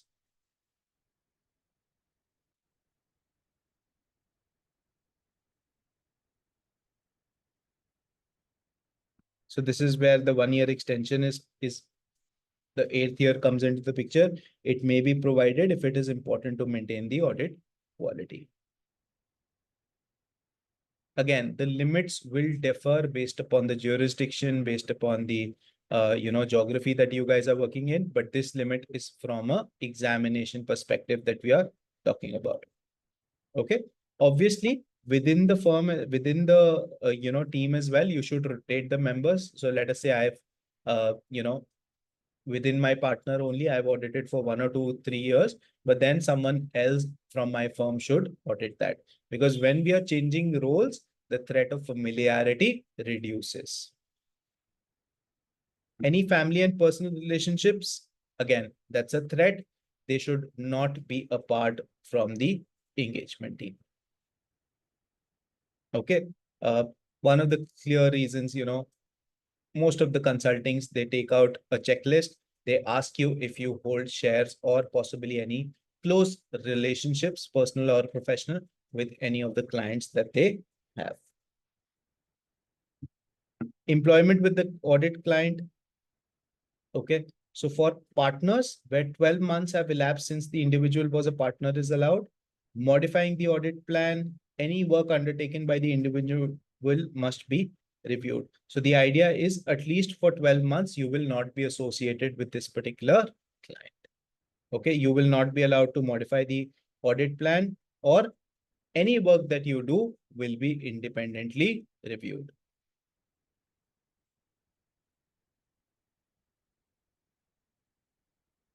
Advocacy threats, this basically arises whenever we're talking about finance, raising finance for the company. So let us say, you provide any legal services to the audit client, you provide them contract support, your litigation matters, may you're assisting them, mergers and acquisitions transactions, may you are assisting them. The idea is that, boss, you will be too engrossed in resolving the dispute and you will not be objective. Okay, so your objectivity as an auditor will go in for a toss whenever you are advocating on behalf of the client. Another example can be, let us say, the client is going in for a bank loan and I just accompany him to the meeting. So even if I'm just accompanying, I might not even say a word, but still my face is there. The bank manager might know me on an individual basis or from a ACCA branding perspective, and it might influence his decision. So such activities should not be involved.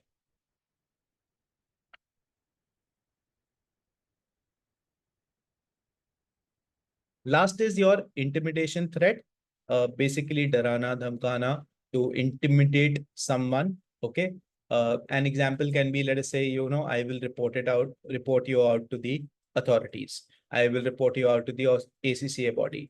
So even a threat to do, not just actually, passing on a case, but even a threat is considered to be intimidation. Another example over here can be, let us say, I ask you, ki boss, this audit assignment has to be completed in 2 days.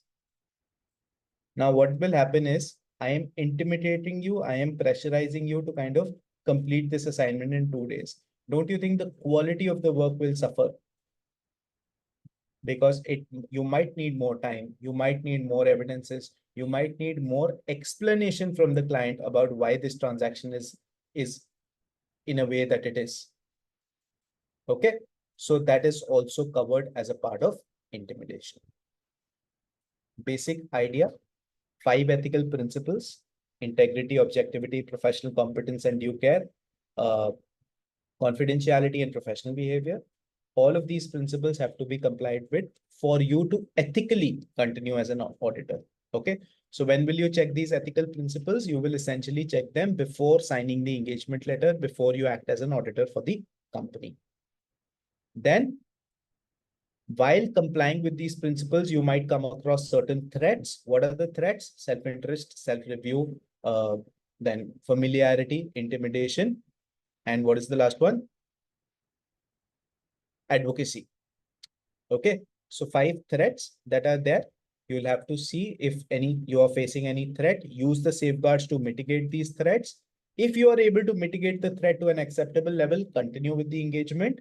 If not, then politely decline that particular engagement.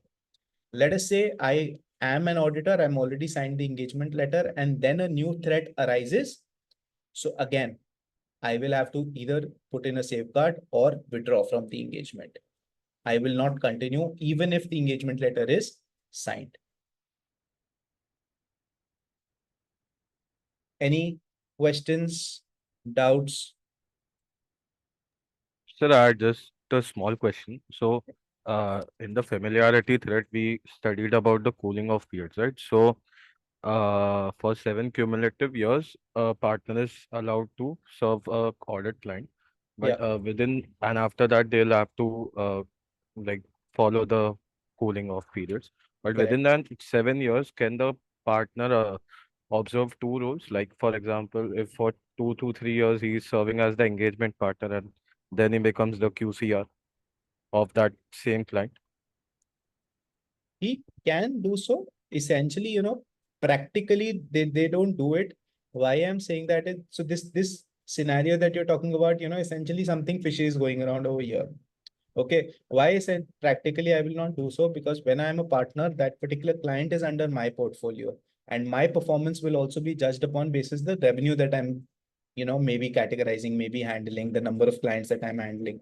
So if, from stepping down from a key partner role to maybe a quality control reviewer, it's kind of stepping down for my performance. So practically I might not go in for that unless and until, some unwarranted transaction is going on. Yes, sir, but there's no legal problem, right? It Again, can be done. it might be from a jurisdiction perspective, but not from the ACCA perspective. Might be, some company law compliances that have to take place. I'm not very sure about that, but not from the ACCA or the standard on auditing perspective. Okay, sir. Yeah. Thank you. Most welcome.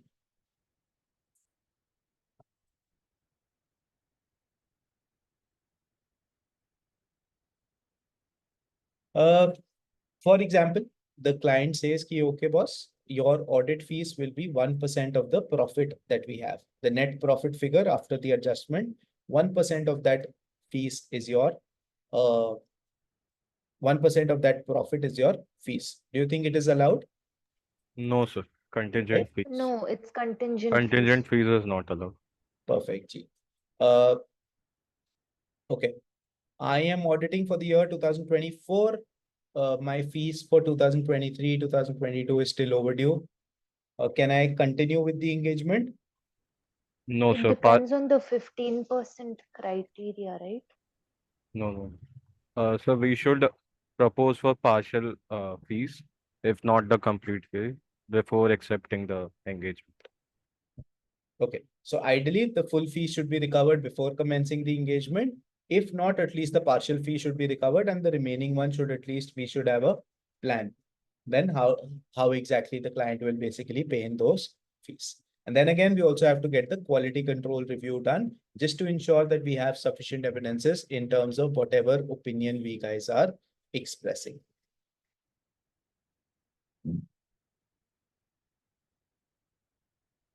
Let us say you own 10% shares in a particular company. Can you continue as an auditor for that particular company? No. No, sir. Again, there's no defined limit as such. There is a self-interest threat in this case.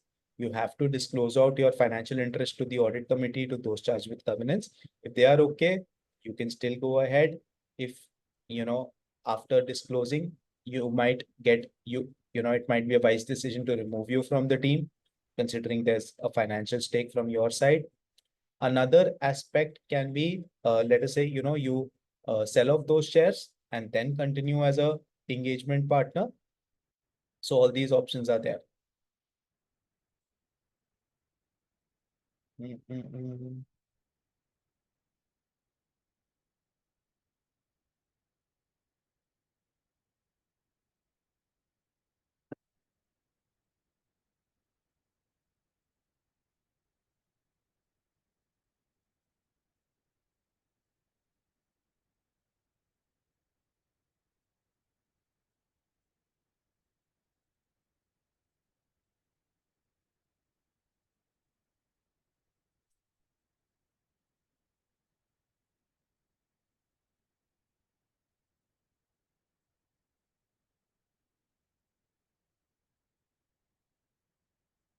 Okay. So these are the threats that we've discussed, all the examples. Just go through it. It is relevant from an examination perspective.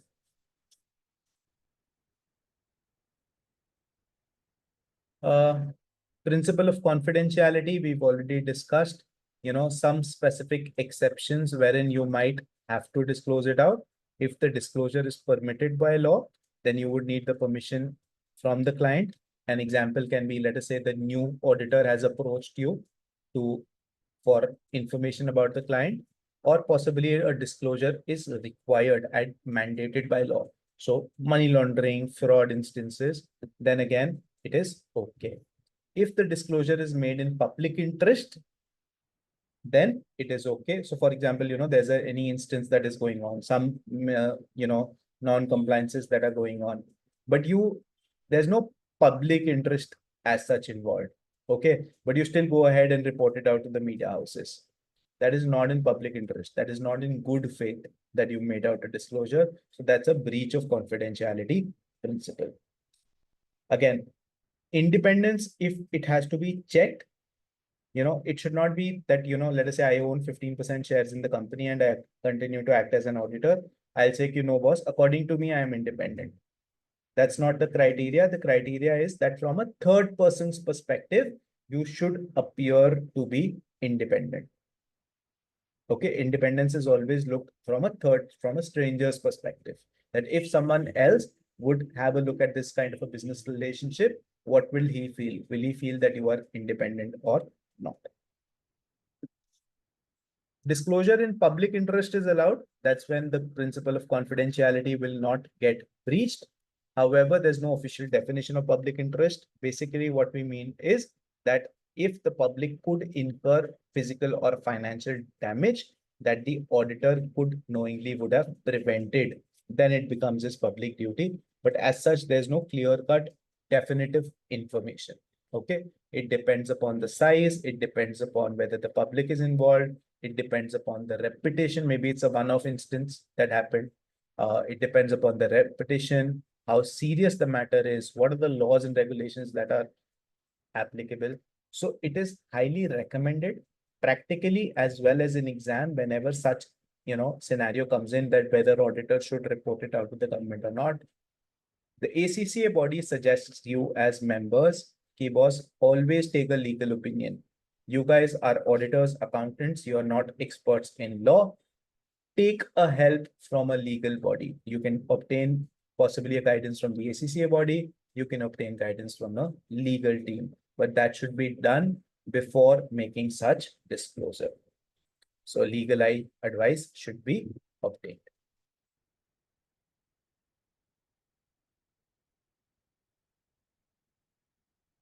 Okay. I am one particular audit firm. Let us say I'm PwC. Can I audit Pepsi and Coke? Or No conflict of interest. But there are actually ways, like Chinese walls, something they call it. Okay. I don't remember the exact name, but there are measures. Usually it is not allowed, but if you can take those measures up, then you would be allowed. So ideally, if we do not allow such a scenario, so that means from every industry, I will be only able to audit one company. So maybe I audit a Tata Motors or I audit a Maruti Suzuki. I cannot audit those. So of course, conflict of interest is there. But first of all, if I am auditing competitors, what I have to do is I have to obtain their consent. I have to inform both these parties, okay, boss, I'm an auditor of this particular company in your sector, obtain their consent, then separate engagement teams and no interaction about those teams. So if there are physical files, they should be kept at separate location. If they are digital files, they should again maintain that Chinese wall that you're referring to, that one team should not be able to kind of review the data of the other organization. Okay. So first of all, disclose that nature of conflict to the relevant parties, obtain their consent, separate the engagement teams, review the key judgments, limited access for the client file, sign confidentiality agreements. This is also very important. So anyone who is working in your engagement team, they should sign a confidentiality agreement that they will not disclose out this data to others. You can provide them with training, communication about what is the code of conduct, what is acceptable over here, physical separation of confidential information. So if it's a digital wall, then separate Chinese wall that should be there. If it's a physical file, they should be kept at separate locations, and one team should not be able to kind of go in and check those documents. Of course, you need to disclose that conflict to the parties, obtain their consent. Professional skepticism is essentially that we've already discussed. It's more about, having a questioning mind. Let us say, you get out, you ask for any document and the management has provided that. Do not accept the documents at a face value. You have to see whether those documents are fair or not. Okay, so it should be a critical assessment of the evidence that is being provided. Misstatements might be due to fraud or error. The idea is that as an auditor, you will have to maintain a questioning mind.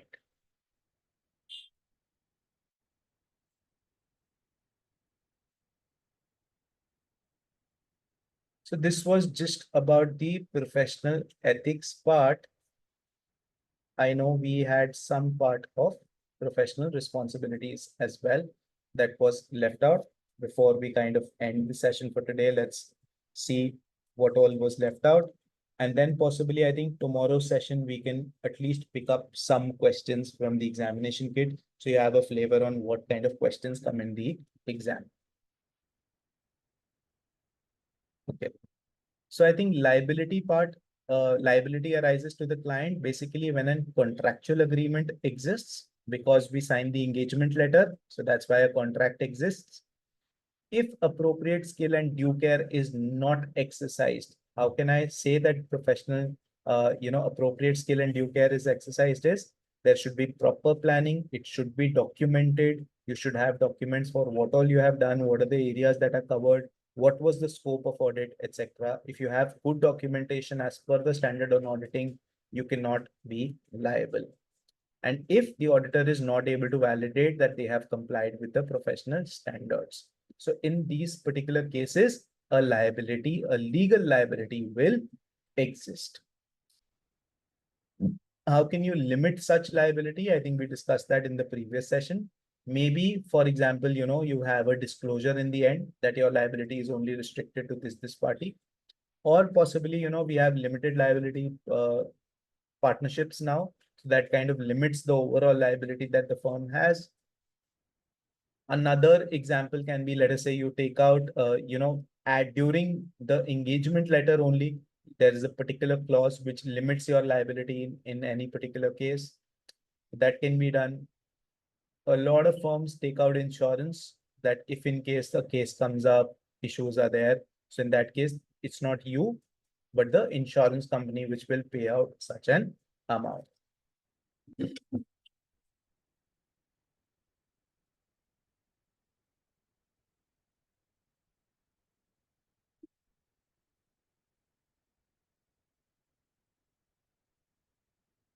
Liabilities to third party, we discussed about two particular case laws, correct? The RBS Bank and the Caparo case. Ideally, a liability to third party will only arise if a duty of care exists. Okay. And of course, the auditor has breached the appropriate standard and the third party has suffered a direct loss from that particular breach. How do we know when a duty of care is owed? The auditor knew the injured party was likely to rely on the audited financial statements. There was a close proximity. The injured party actually relied on the audited financial statements and they would have acted differently if the audited financial pictures showed a different or showed a correct picture.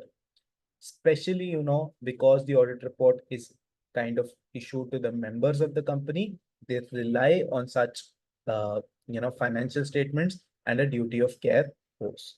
For others, you'll have to see, case to case basis, whether a duty of care should exist or not.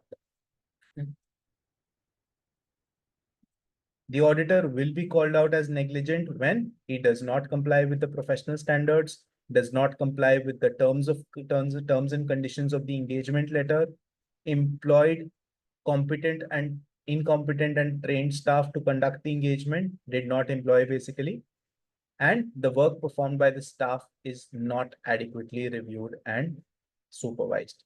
So this is basically when they will show that they have complied with professional care. 2 case studies we discussed. Okay, one is for the member, one was for the possibly the Bannerman case versus the Johnston McClay. Don't have to remember the name, case law, etc. You should know the logic. Okay. And the other one was wherein a potential investor relied on these financial statements. So liability can be civil or criminal arising from the negligence. Some civil liability may be a tax legislation, stock exchange regulations, financial services regulations. In case of fraud, if or possibly false statements being made, insider trading, because you are the auditors.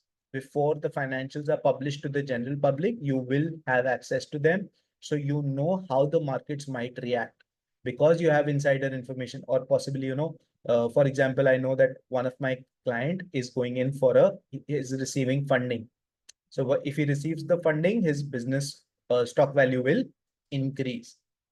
So before that funding takes place, I kind of buy the shares, or I give off a tip to my friends that buy the shares of this particular company. That is an example of insider trading. These are all examples of criminal liability.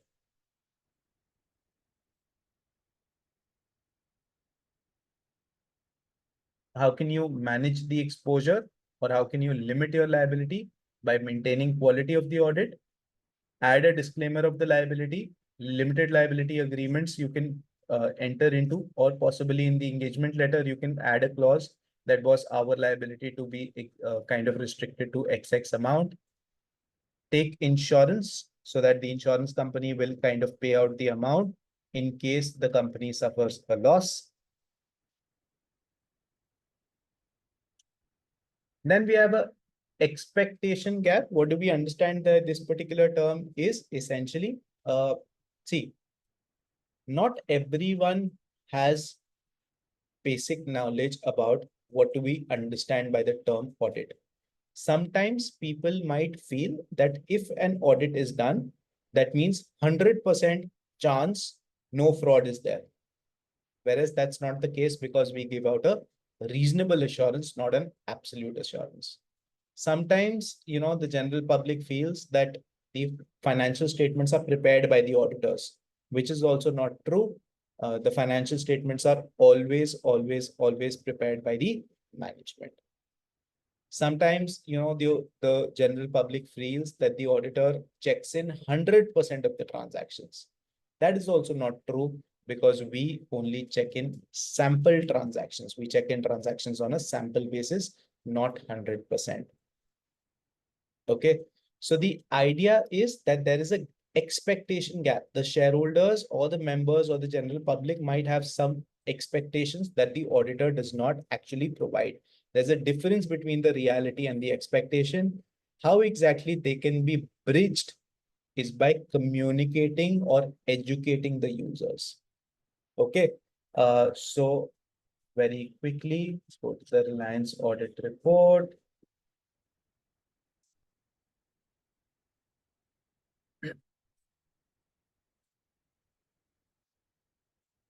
So we go over here.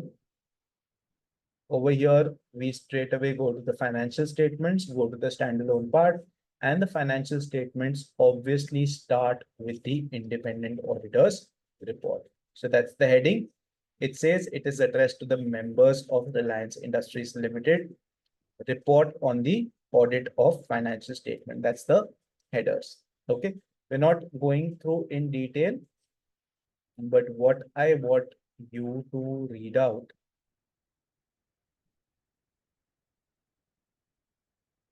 very clearly. I'm not kind of going into the detail right now. I would still, we would discuss this, audit report in detail, but very clearly, if you see in our audit report, we have clearly called out what are the responsibilities of the management versus what are the responsibilities of the auditor. So the audit report is not only talking about, boss, what is the opinion, it is also educating the users that, boss, this particular aspect was the management's responsibility, such as, it will say preparation of financial statements, prevention, detection of fraud, complying with the laws and regulations, putting in controls to prevent, detect fraud. These are all management responsibilities. Okay. And then under the auditor's responsibility, I think one particular para will be worth reading.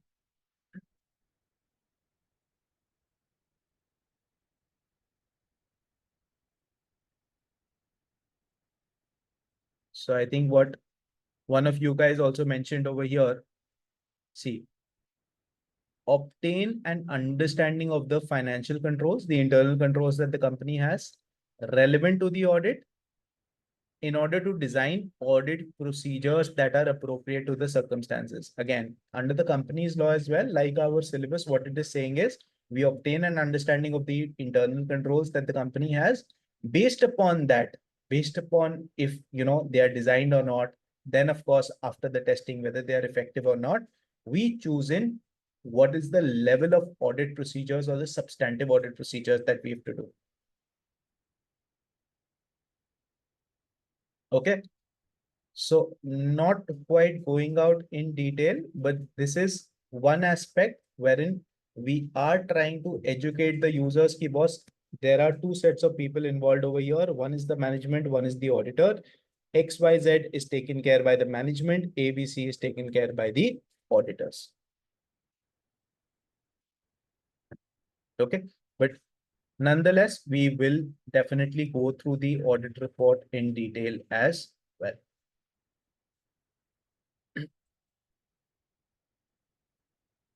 Okay. A case study on the recent fraud in ILFS. It's provided to you. I think KPMG was the investigating team over there. You can just go through it. I think we discussed that in the previous session as well. If not, we can possibly discuss that later. So I think that's about it from the syllabus perspective for today. Okay. Stage is open for questions, doubts. Sir. Anji. Yeah, sir. I had just one small doubt. So, regarding the insurance, which we studied, so the auditor will take out the insurance, right, to prevent himself from the possible claims by the clients. Correct. So, sir, here, I just wanted to know that what would be the difference between the professional indemnity and fidelity guarantee insurance? Like in fidelity, they have mentioned that in case of frauds and everything, it is taken. But what about the professional indemnity? So it's an insurance against the claims made by the clients and third parties arising from the work that the professional accountant has carried out. So let us say during the course of the audit, any particular third negligence that you've done, not from a fraud perspective, but maybe a negligence. Let us say you have expressed an inappropriate opinion. There were certain misstatements that you should have identified. They were a part of your sample, but you could not identify them. Maybe you did not use experienced team over here, or possibly some of the team members were ethically not eligible to act as an auditor. These are not fraud instances. They are during the course of the work, some non-compliances, some issues that the members or the company might have faced, and accordingly they've sued you. So now in that case, the professional indemnity insurance will work.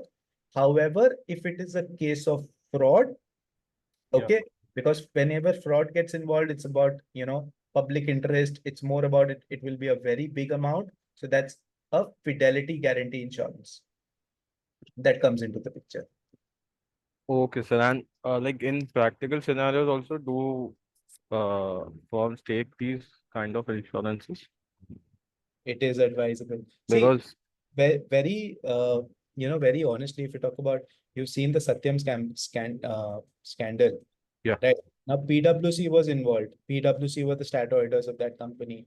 Imagine the level of quality that PwC maintains. Yes. Okay. Yeah.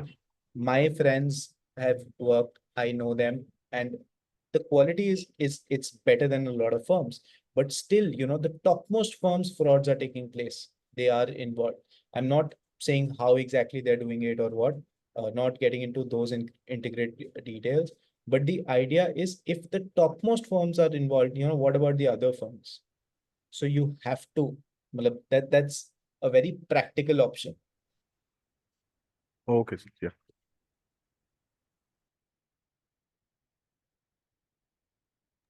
So, not a doubt per se, but can you just show me till which page we completed today? I First six missed it. chapters.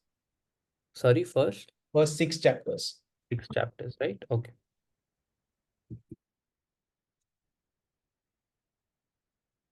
What should be our approach for studying AAA? Can you guide, please? Initially, I'm finding quite bored. How to make it? Okay. Uh, Try to make it as practical as possible, Darshan. That's the only way to make it interesting. Okay. If you just read through the context, you will never be able to kind of find it interesting. Try to think that you are the auditor for this company. Okay. Tomorrow, when we kind of pick up certain questions, it will be a case study format. So think about, okay, boss, now I am the auditor for this particular company. How do I behave? What are the evidences that I should check? From that angle, once you start thinking, it will become very interesting. And the study approach, of course, right now, just revise whatever we are doing in the session. That's about it, nothing extra. But once we complete a particular section, that's when I will be able to better guide you on how to study better for this particular paper.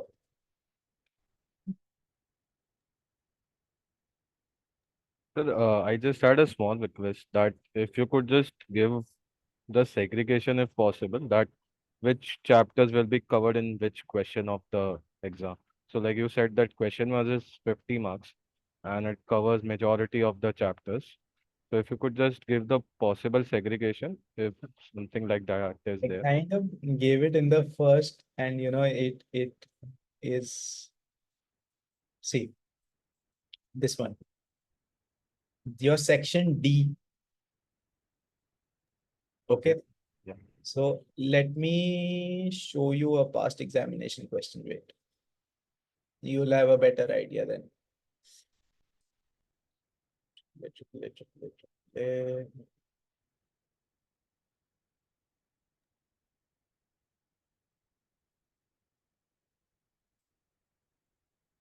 So what I have written down was for section A, it was part D, which included business risk, audit risk,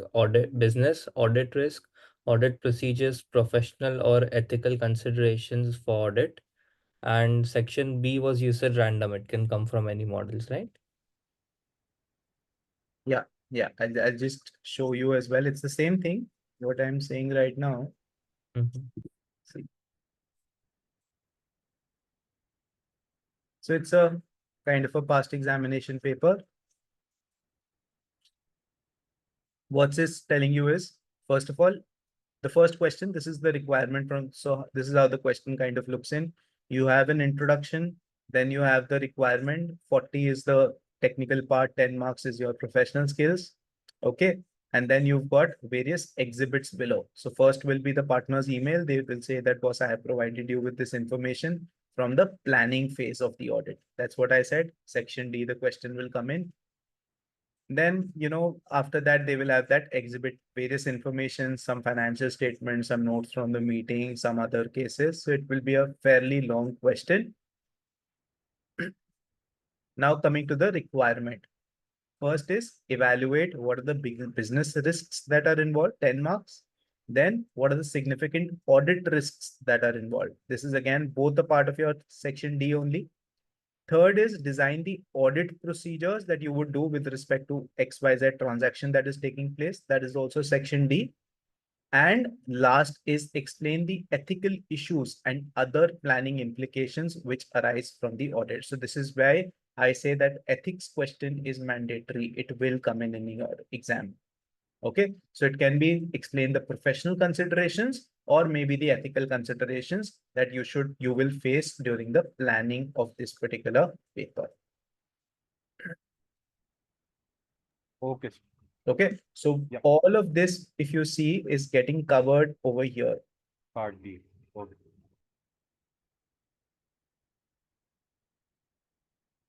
Okay, there will definitely be one question from the other assignments as well. So other assignments is basically your non-assurance services. Other than the audit, what all do we do?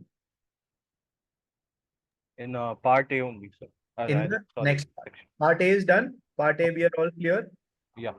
Okay, now in the next part, in the second part of the question, one question will come in from the other assignments for sure. Okay, sir. Yeah. Okay, so if we go in over here,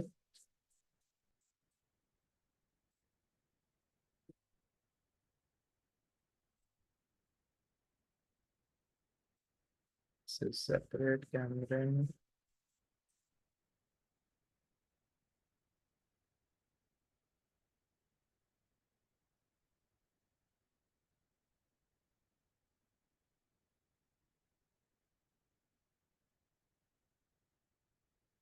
Okay, in this particular paper, it's not the case. It's more of a mock exam that basically it is asking you for the completion and review part.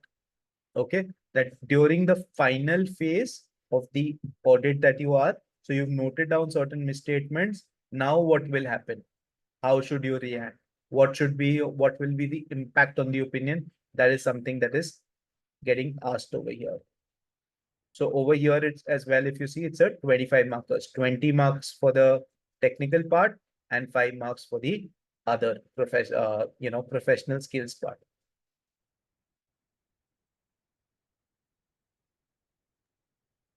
Okay.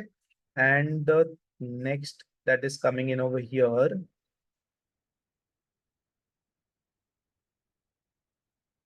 Here again, they've asked for the professional issues. So in this particular paper, it wasn't the case, but majority of the papers that we have, one question comes in from the other assignments as well.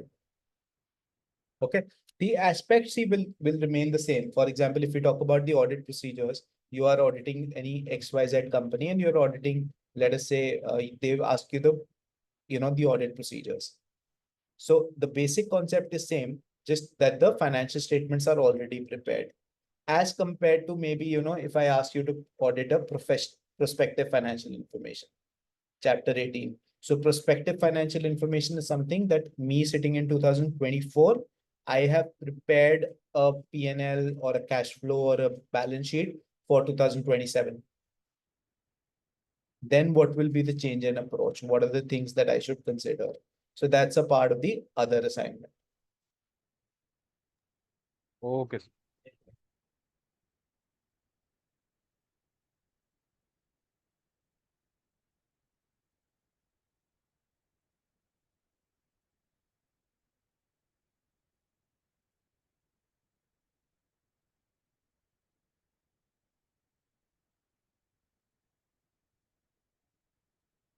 Danji, all good. So we'll just revise with whatever we've covered.